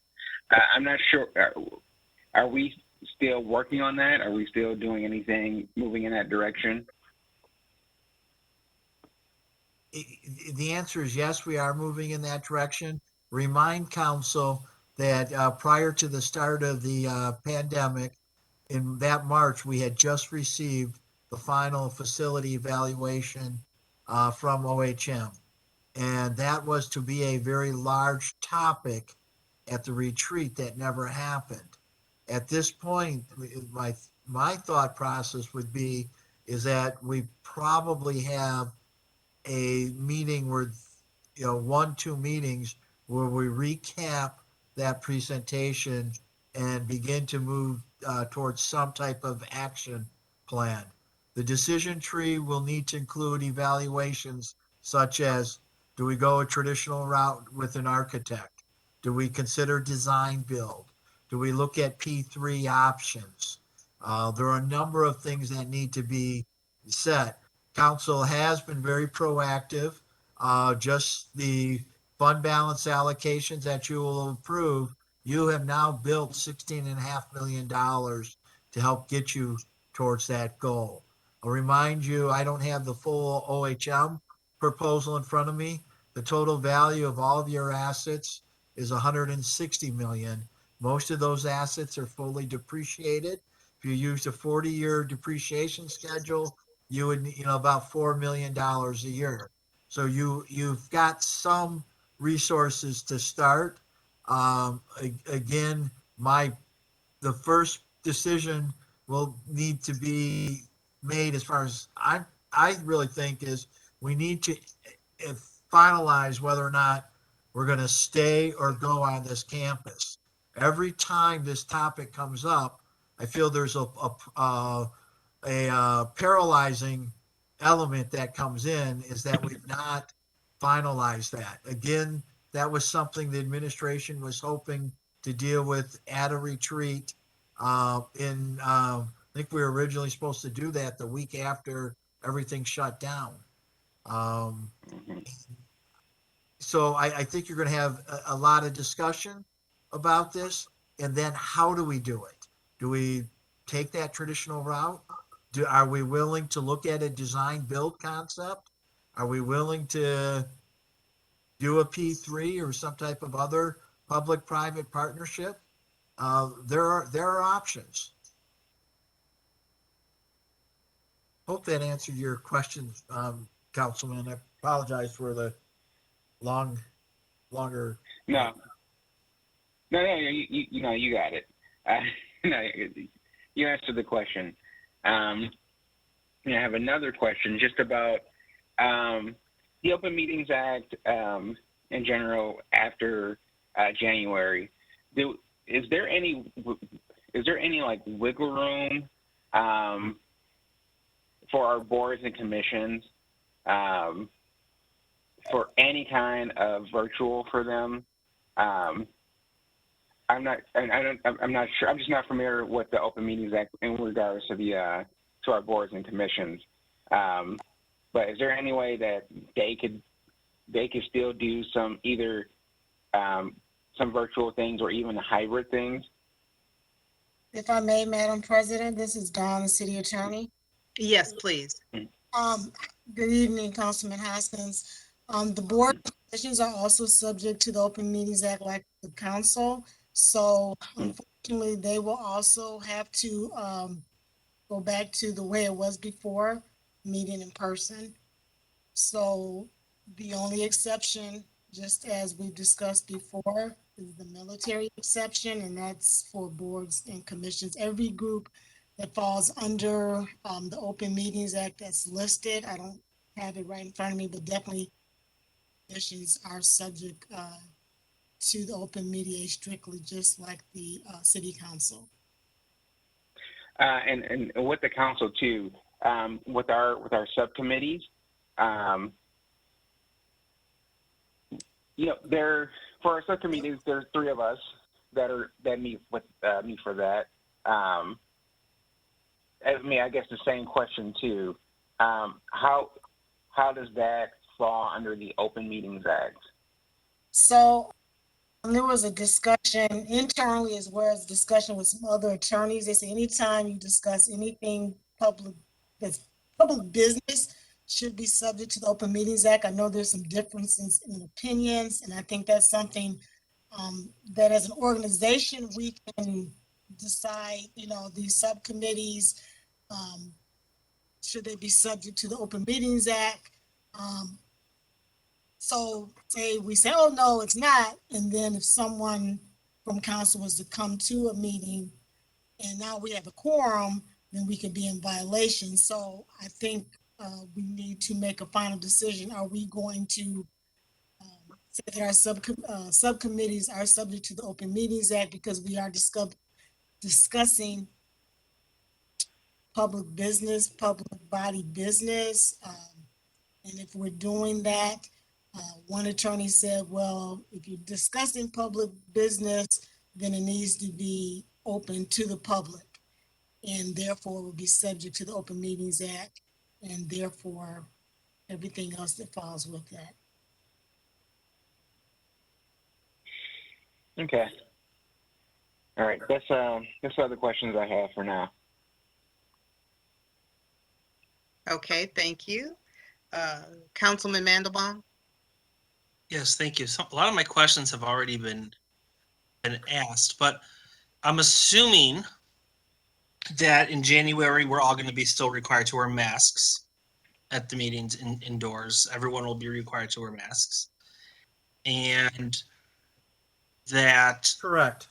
okay. And then is there an appetite from the electeds who will be sitting up there, even though we'll be distanced, to add a plexiglass barrier between us, or will that just be a personal choice? We do have plexiglass that could be added. The city clerk had shared with us last week that she had glass or plexiglass that she used for voting stations. So that too is certainly an option. Okay. Now, I'm sorry, was somebody about to say something else? All right. The other comment that I had or question, I'm trying to picture this in my head. When we have the bigger, I'm assuming that all of our meetings we're not going to have in the council study room. They'll all be in the chambers for space purposes. But what do we do about regular committee meetings that are not council driven? So for example, the Wildlife Commission, the Arts Commission, they have a number of people. Do we have room for them to meet in a safe, socially distanced atmosphere, or will we have to go into the Parks and Rec building or something, one of the, room 115 or something like that? If I may, Madam President, Yes, please. that's the type of group we'd be looking at, either the pavilion or the library. The pension boards, the retiree health care commission, those are large groups, 20 plus 25 people at a table. And that's where the pavilion would come in to play. We do not have to televise those systems. The general public, for the most part, is not using the pavilion. That would be our location. We still have the library, the Marcotte room. 115 is our next largest room, but that does get used at night. And so we're still going through some of those considerations, but the pavilion would be our strongest contender. Okay. Yeah, I have no other questions. Thank you. Thank you. Councilwoman Banks? Thank you. Who will be enforcing, not necessarily for council, but for the public, that everyone must wear a face mask? And what if someone comes into the meeting and they don't wear the masks? Who's going to be enforcing that? If I may, Madam President, that has been a challenge throughout the pandemic. It is clearly posted that we ask people to wear masks within the building. I have also said to employees, I'm not looking for them to have any employee to have a confrontation with someone over mask. There were some horrific things that happened early on in this pandemic. People trying to enforce mask, no mask. I would like to have a discussion with the police chief.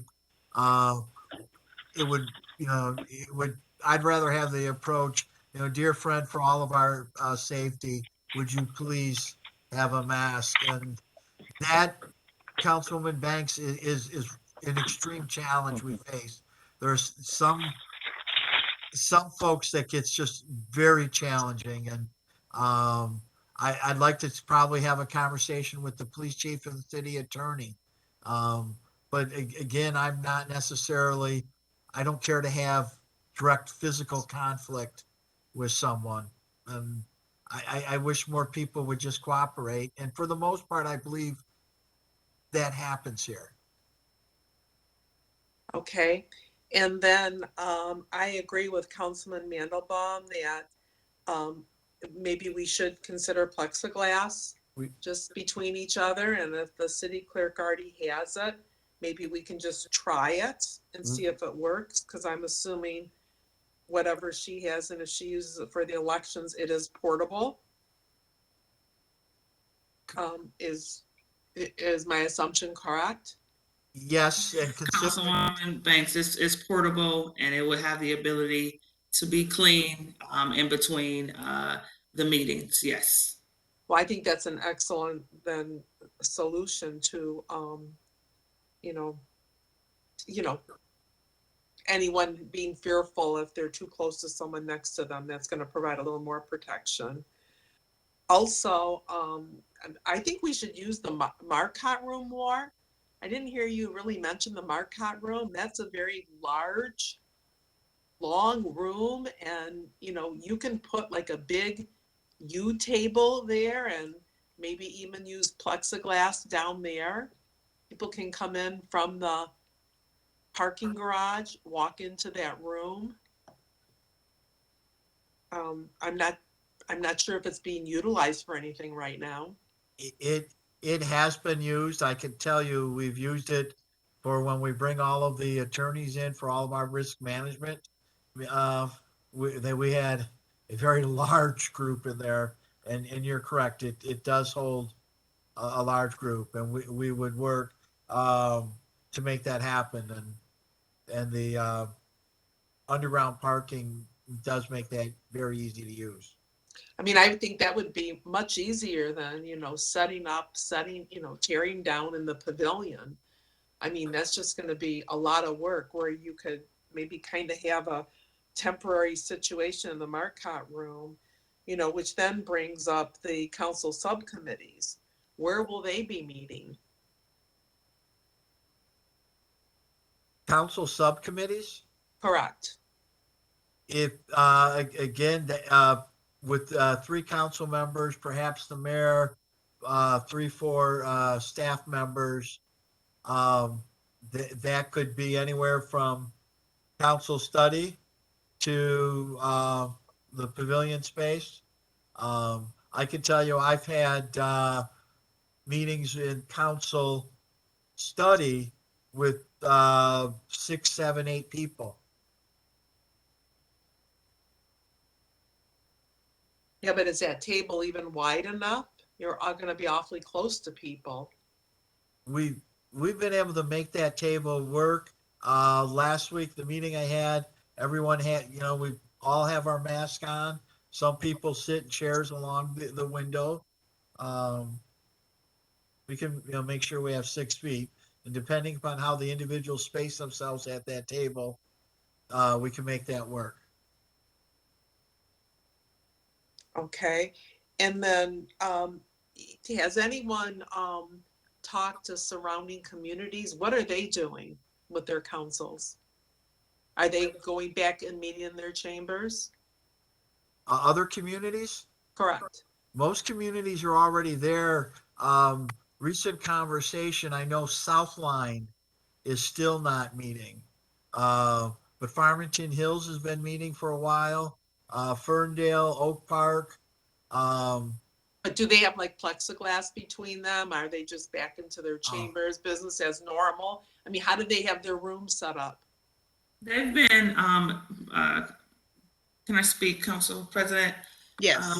With some of our neighboring communities, they have used the portable partitions. It's based upon the comfort of the individual. So you can have councilperson A that may elect to have a partition while councilperson B decides not to, but they have been in their council chambers and meeting in a more spaced out place. And some council members have been placed further out, and some of them have chairs. It's just is contingent upon the level of comfort, but majority of the meetings that have been happening here in Oakland County have been in person and have been in the city council or township chambers.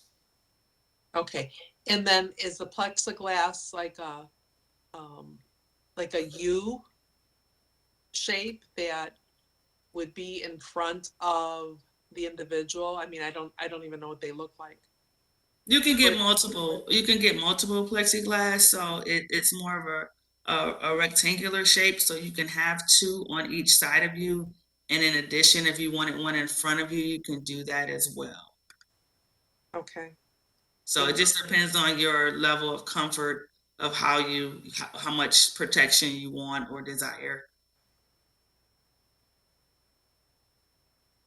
Okay.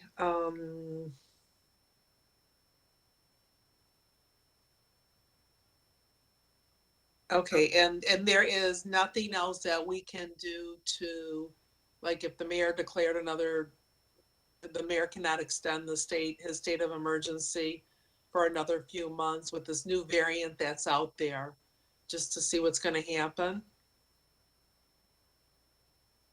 So we could still meet virtual?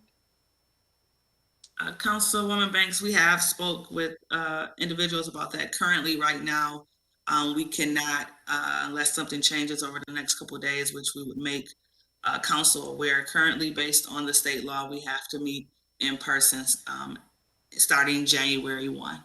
Okay, do we know if there's any discussion at all in Lansing? Last time I was told, as of 48 hours ago, there was zero appetite to extend this out, even with the current Omicron variant. Okay, thank you. You're welcome. I have no further questions. Okay, thank you. The discussions have been very, very good. I've been listening to each and every one. I just wanted to update the council that Councilman Cruz his internet went out. And so that's why I skipped over him intentionally. He's no longer on the call, but he said he would agree to whatever we wanted. From the discussions, I am in favor of the plexiglass, and I'm also in favor of using the Marcotte room. I also wanted to bring up the subcommittees, because I do remember when I was first on council, we did utilize the Open Meetings Act. The meetings were posted outside of the council when we were, before COVID. They had the meeting and the dates and the times for all of the subcommittee meetings. I don't know when that changed, but I did go and to a meeting with the Michigan Municipal League the last week of November, and that just happened to come up about subcommittees, and the suggestion of the legal department there said that if you're doing public business, you don't want to give the appearance of something being done illegal, and given the times or whatever, leaving a question mark. So all of your meetings should be following the Open Meetings Act. So that being said, that's something that we should consider. And if that takes whatever action we need to do, we should bring that up and discuss it, because we have nothing to hide. We don't want to give the appearance of we're doing something shady or that we're hiding anything. That's not our intent at all. And we are handling and conducting city business. So we can check off a few of those things. And I do remember when the meetings were posted outside on the wall, there was the date and the time. And I remember being on finance and having Councilman Frakazi come in to the finance meeting and sit in the audience. And as long as you're not at the table participating and voting, you're not a part of um, the meeting decisions or people voting. I was told that that was okay. And again, when I went to Michigan Municipal League, they also said that that was okay. You're not doing any business. You're not participating in the meeting. You're just sitting there as a participant in the audience, not a part of any of the decisions or anything that's being said. And that's a part of the Open Meetings Act. So I don't know when that changed, but it was before. So that's my 2 cents worth on that. Maybe we should review it or have legal take a look at it. I think Dawn said the similar or the same things, but I don't know. Madam Chair, were you going to ask for my 2 cents? Yes. Yes. Thank you. I was gonna ask for you and the city administrator. So yeah, go right ahead, Mayor.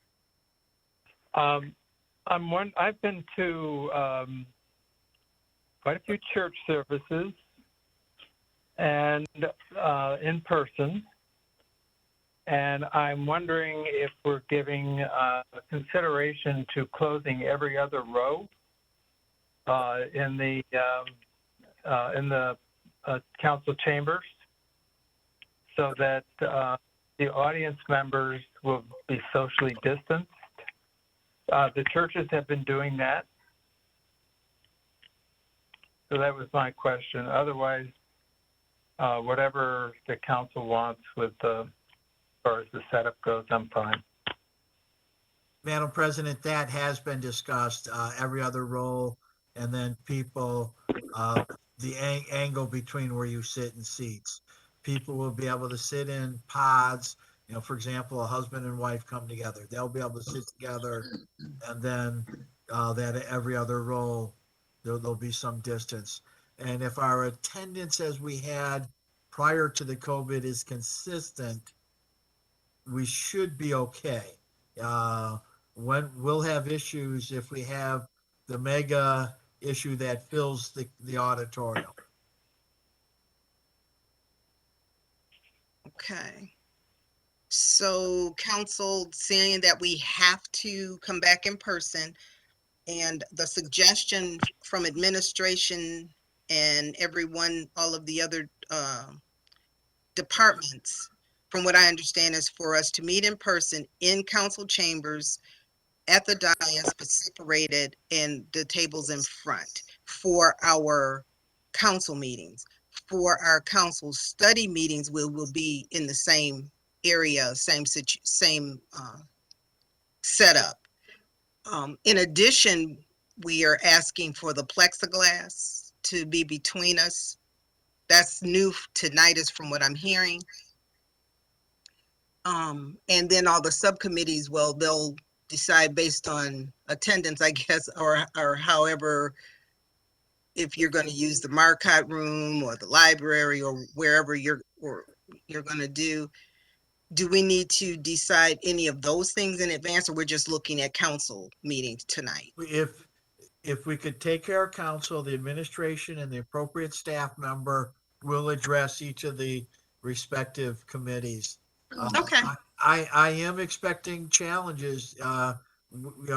If you look at the composition of a number of our boards and commissions, we tend to have residents and commissioners and board members who've had a lot of life experience. A group that's very wisely cautious regarding this virus, as we all should be. I'm expecting to lose some commissioners over this, and I've had different people say, "Well, why can't I Zoom in?" And I think, as Councilman Hoskins was making reference to, that's what's frustrating. The law doesn't permit that, and perhaps the law needs to be changed, but it just may not happen in time. Yeah, I agree. And we will have hand sanitizing stations like we do now. And as far as the mask, will we have them available? Not necessarily, checking anybody saying you have to do this or you have to leave type of thing, but just have it available if someone has forgotten a mask? Yes, we will Okay. make that happen. Okay. Question, Yes. why can't we ask someone or tell someone they are not allowed into the chambers unless they have a mask on? What are we afraid of? There's other states that are doing it, other organizations, other places. You know, if you don't have a mask on, you just don't come in, and someone's going to have to be out there policing the people. What are we afraid of? I don't think we're afraid of anything. We just need to have that conversation. We are right now. The policy is you're not supposed to come into our buildings without mask on, and for the most part, I see people honoring that requirement. I know it's working in the library, parks and rec. What I said is I've instructed my staff not to have direct confrontation when someone refuses. I will have a conversation with the police chief regarding what we can do to make that happen. Yeah, I think it would be better coming from a police officer. If the officer that we have at our meetings, I don't think it should be a person or person of your personnel. No, But if we have a rule, it should be enforced. that is correct. So thank you for that, Councilwoman Banks. I No. agree. Yep. Yeah, and I mean, I don't know how the rest of my colleagues feel, but if someone was out there, I mean, and then what if someone doesn't have a mask on and they start coughing? I mean, who's going to control that? I don't know. Maybe someone's going to have to ask that person to be excused from the room. Madam Chair, if I can, may I? Yes. Yes. We have rules for that chamber, and there's no eating draining fluids in the chamber. That's been enforced. I enforced that rule and asked the officers to instruct that individual to do that, or they could be leave. So we could have the officer tell individual they have. It requires a mask in that particular chamber, and it requires a mask in the building. That's on the front door. So that's doable, and that's we can do that. So that's a given. But my overriding thought about this whole thing about using the chamber, this is a stopgap. We want to do this until things get better.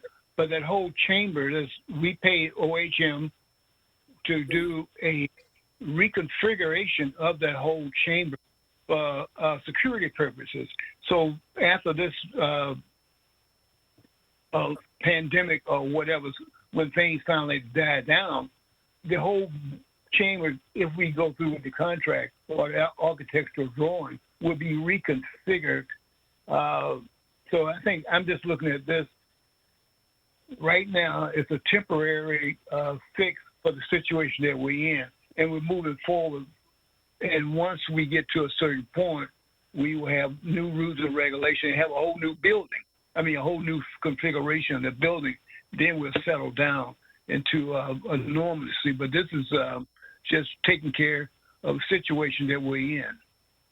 Correct. I agree with you, Councilman Brightwell. This is just a temporary due to the immediate need to act. In other words, we have to do something because our first meeting in January, we're required to meet in person based on state law.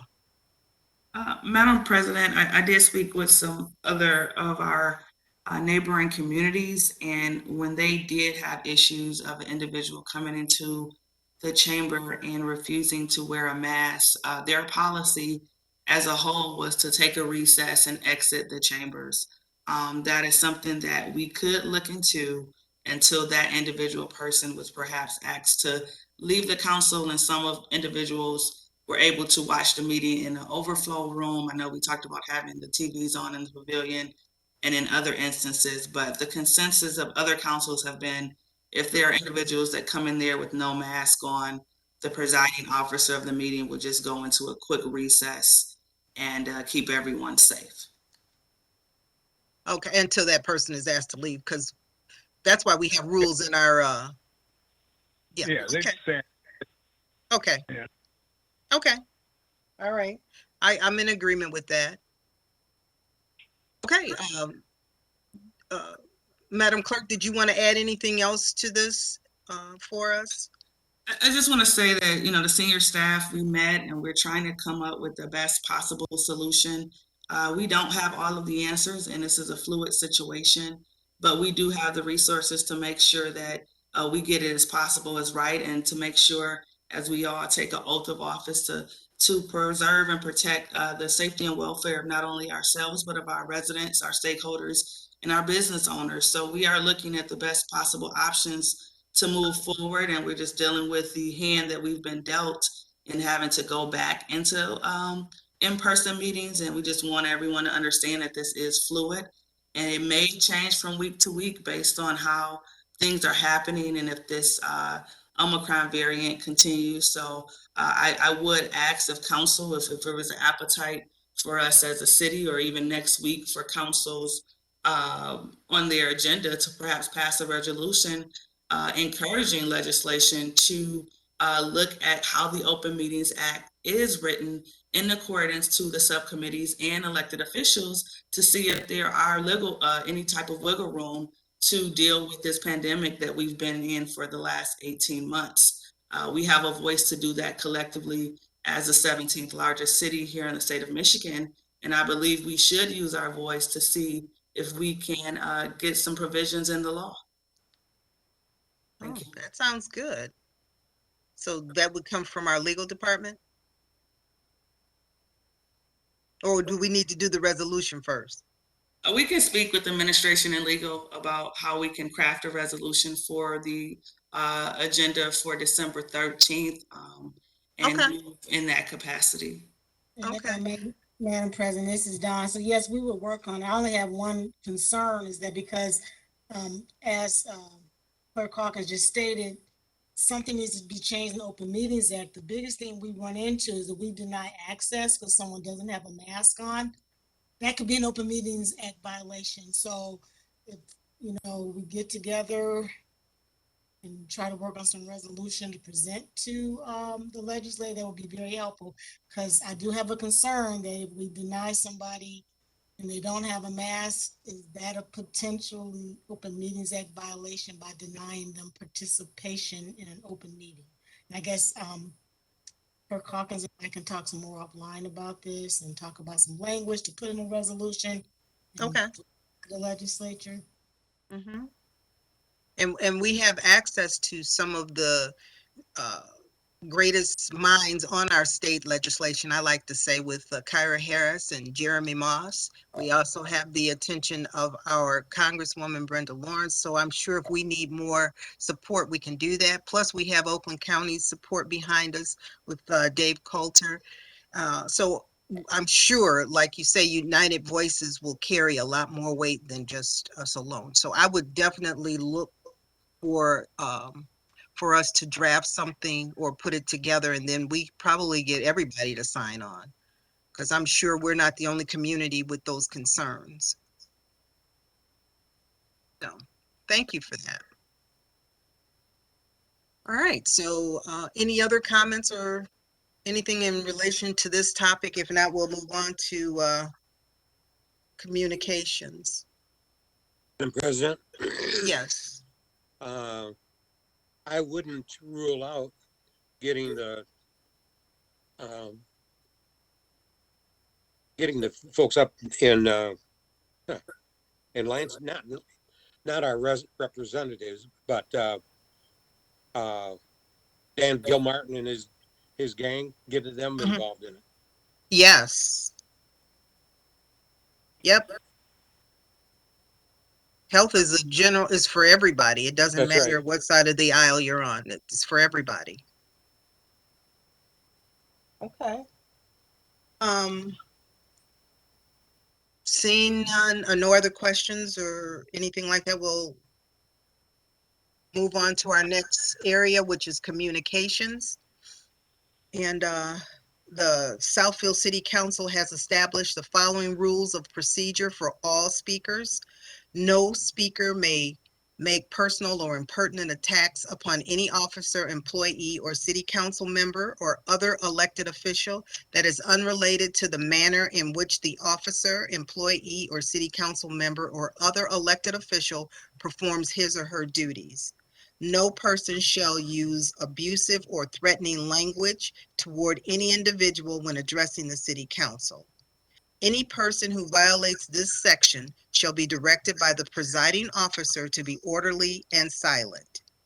If a person addressing the council refuses to become silent when so directed, such person may be deemed by the presiding officer to have committed a breach of the peace by disrupting and impeding the orderly conduct of public meeting of the city council, and may be ordered by the presiding officer to leave the meeting, or if the person refuses to leave, that their mic would be muted. That being said, anyone that's listening to this call may now press *3 to be recognized by our city clerk for recognition so that we can hear your communications for tonight.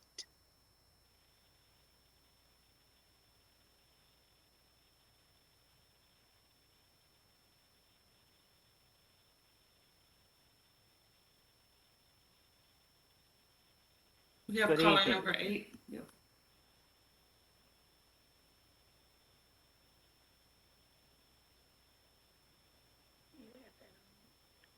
Good evening. Good evening. My name is Gerard Mullen, Southfield Citizens Oversight Committee, Post Office Box 155, Southfield, Michigan 48037. Madam President, since 1969, Chapter 7 in your city charter, continuously to this very day, describes a bygone court system whose remnants leaves an extra 10% of useless verbiage upon the pages of your current city charter, thus increasing the amount of paper needed by the charter by 10%, which is directly responsible for additional trees being needlessly slaughtered, all due to council's ineptness for the last 52 years. The whole irony of all of this, that is, the killing of innocent trees, is that this city, the great city of Southfield, has been a member of the Tree City USA community for the last 34 years and counting. Madam Chair, this unnecessary extermination of trees due to the unnecessary Chapter 7 is all happening, sad to say, on your watch. Thank you. Thank you. Thank you. Hello, can you hear me? Yes, we can hear you. Okay. Good evening. This is Pamela Gerald, P.O. Box 155, Southfield, Michigan, 48037-0155. My telephone number is 248-346-0439. You know, we had an election in November, and there were people that were attempting to run a negative campaign under the auspices that we were having a voter suppression problem in the city of Southfield, which was not true. And let me repeat, was not true. The problem that we appear to be having in the city of Southfield is a public comment communications suppression problem. We did not have a council meeting for 2 weeks. It is appalling that the clerk's office, and notice I said the office and not the personal person, the office would decide to do a new technique the day of the meeting and neglect to put all the information on there for us to get through. Now, regularly, it's only myself and my husband speaking. So is this a personal attack on our freedom of speech? Sometimes you have other people speaking besides me and my husband. But as a rule, it's just the two of us. Now, why didn't this office practice this new equipment during the 2 weeks that we were down?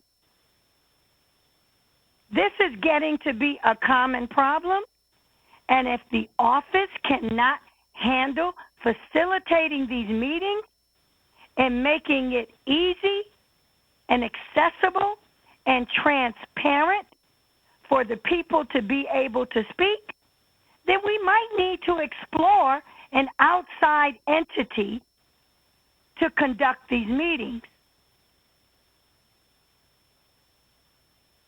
Maybe you should consider going to Zoom, something that's simplistic, that all you have to do is click on a link, and not only can we hear you, we can see you. The people are at a disadvantage when we can't see you speaking. Now, is the reason why you don't want to do this because of maybe something that we shouldn't see? I don't know. But this has got to stop. And I'm speaking to all of the people that can make this decision for this to stop. If you don't put the information on the website, then don't have the meeting. And that's all I have to say about that. Thank you. Thank you.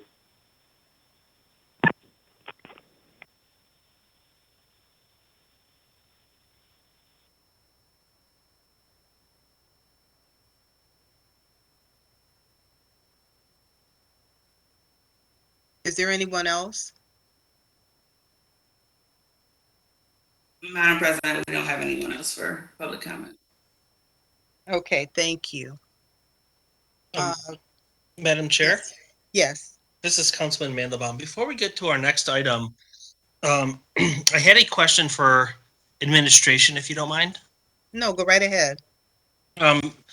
Through the chair to the city administrator, being that this is next week will be our last meeting of the year, would it be helpful to make that a hybrid meeting?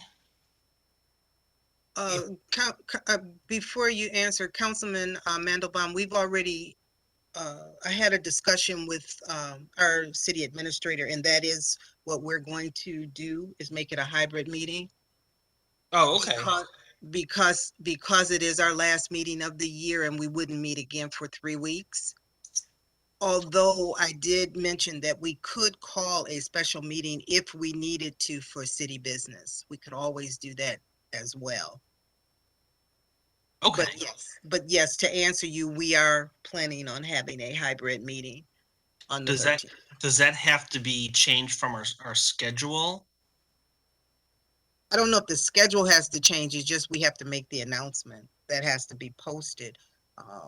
Yeah, the posting and everything will stay the same. As alluded to a couple weeks ago, it is just the name of a meeting. It's still a regular meeting. It's just a subcategory of it being a hybrid meeting. Everything else is under the auspice of the Open Meetings Act, so nothing else has to be changed. Perfect. Okay. Thank you. That's a great question. Thank you so much. And I'm sorry, City Administrator Zorn, if you wanted to answer, I apologize, but we had just had that conversation, so it was so fresh in my mind. Thank you.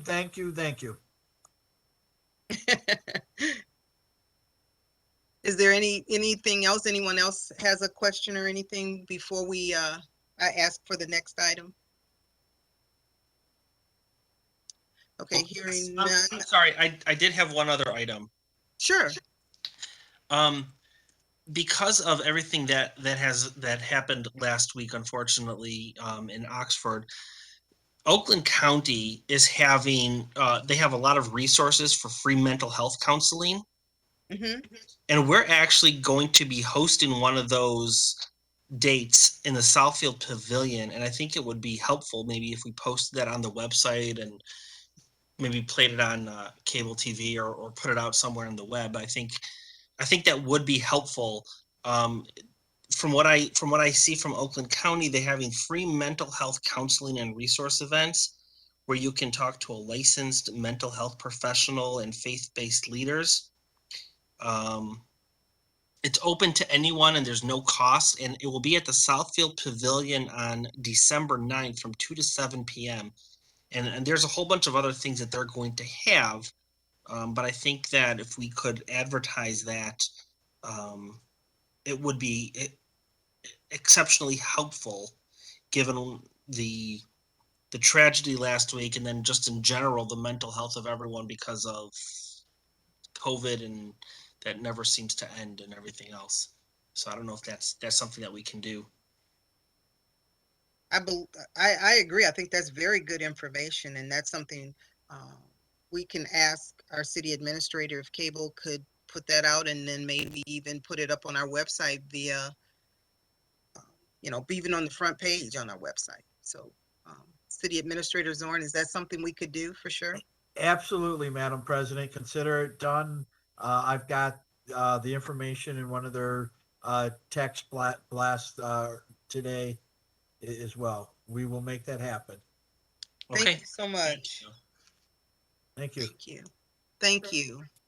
And thank you, Councilman Mandelbaum. Those are very good comments, and thank you for bringing those to our attention and having those added to our website and our cable.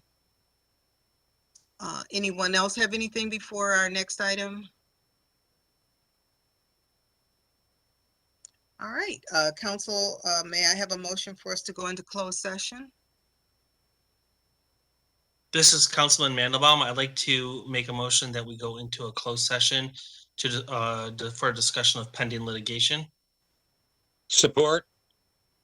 It's been moved by Councilman Mandelbaum, supported by Councilman Frazier for us to go into closed session to discuss the pending litigation pursuant to our Michigan Open Meetings Act, MCL 15.268.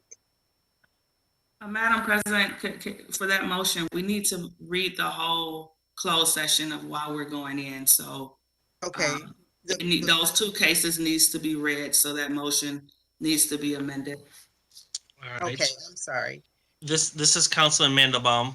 I'd like to amend my motion that we go into a closed session for discussion of pending litigation pursuant to Section 8E of the Michigan Open Meetings Act, MCL 15.268, closed sessions, permissible purposes, to discuss Christine Canal versus the City of Southfield, Oakland County Circuit Case Number 2021-1888127 CD, and Franklin v. City of Southfield, United States District Court Case Number 216 CV 13140. Support. Thank you. It's been moved by Councilman Mandelbaum, supported by Councilman Frazier, to go into closed session for the discussion of the pending litigation of Christine Canal versus the City of Detroit, as well as Franklin versus the City of Southfield, the same as Franklin versus the City of Southfield. Madam Clerk, would you please call the roll?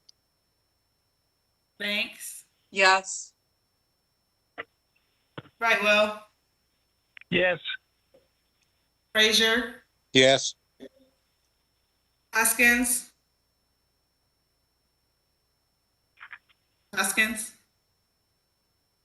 Mandelbaum, Yes. and Taylor. Yes. Okay, it's a closed session.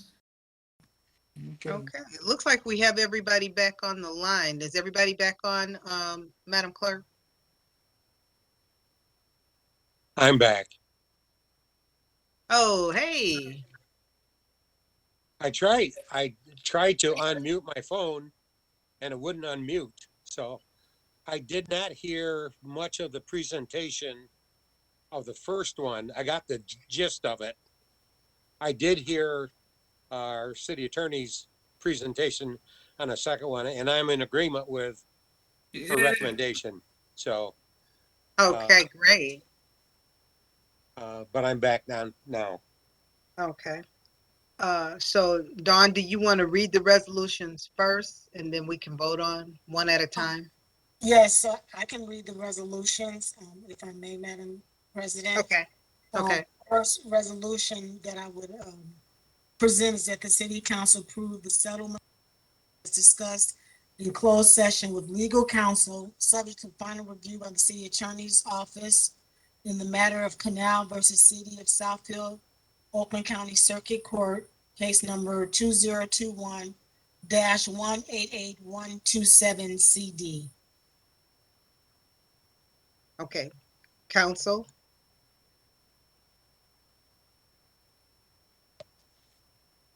Council, would you make a This motion? is Councilman Mandelbaum. Yes. I'd like to make a motion that we approve the litigation strategy as it relates to that we approve the litigation strategy as directed by Attorney King and Christine Canal versus City of Southfield. Support. It's been moved by Councilman Mandelbaum, supported by Councilman Brightwell for the approval of the litigation as presented by our attorney King in the case of Canal versus City of Southfield, Oakland County Circuit Court case number 2021-188127 CD. Madam Clerk, would you please call the roll? Frazier, Yes. Hoskins, Hoskins,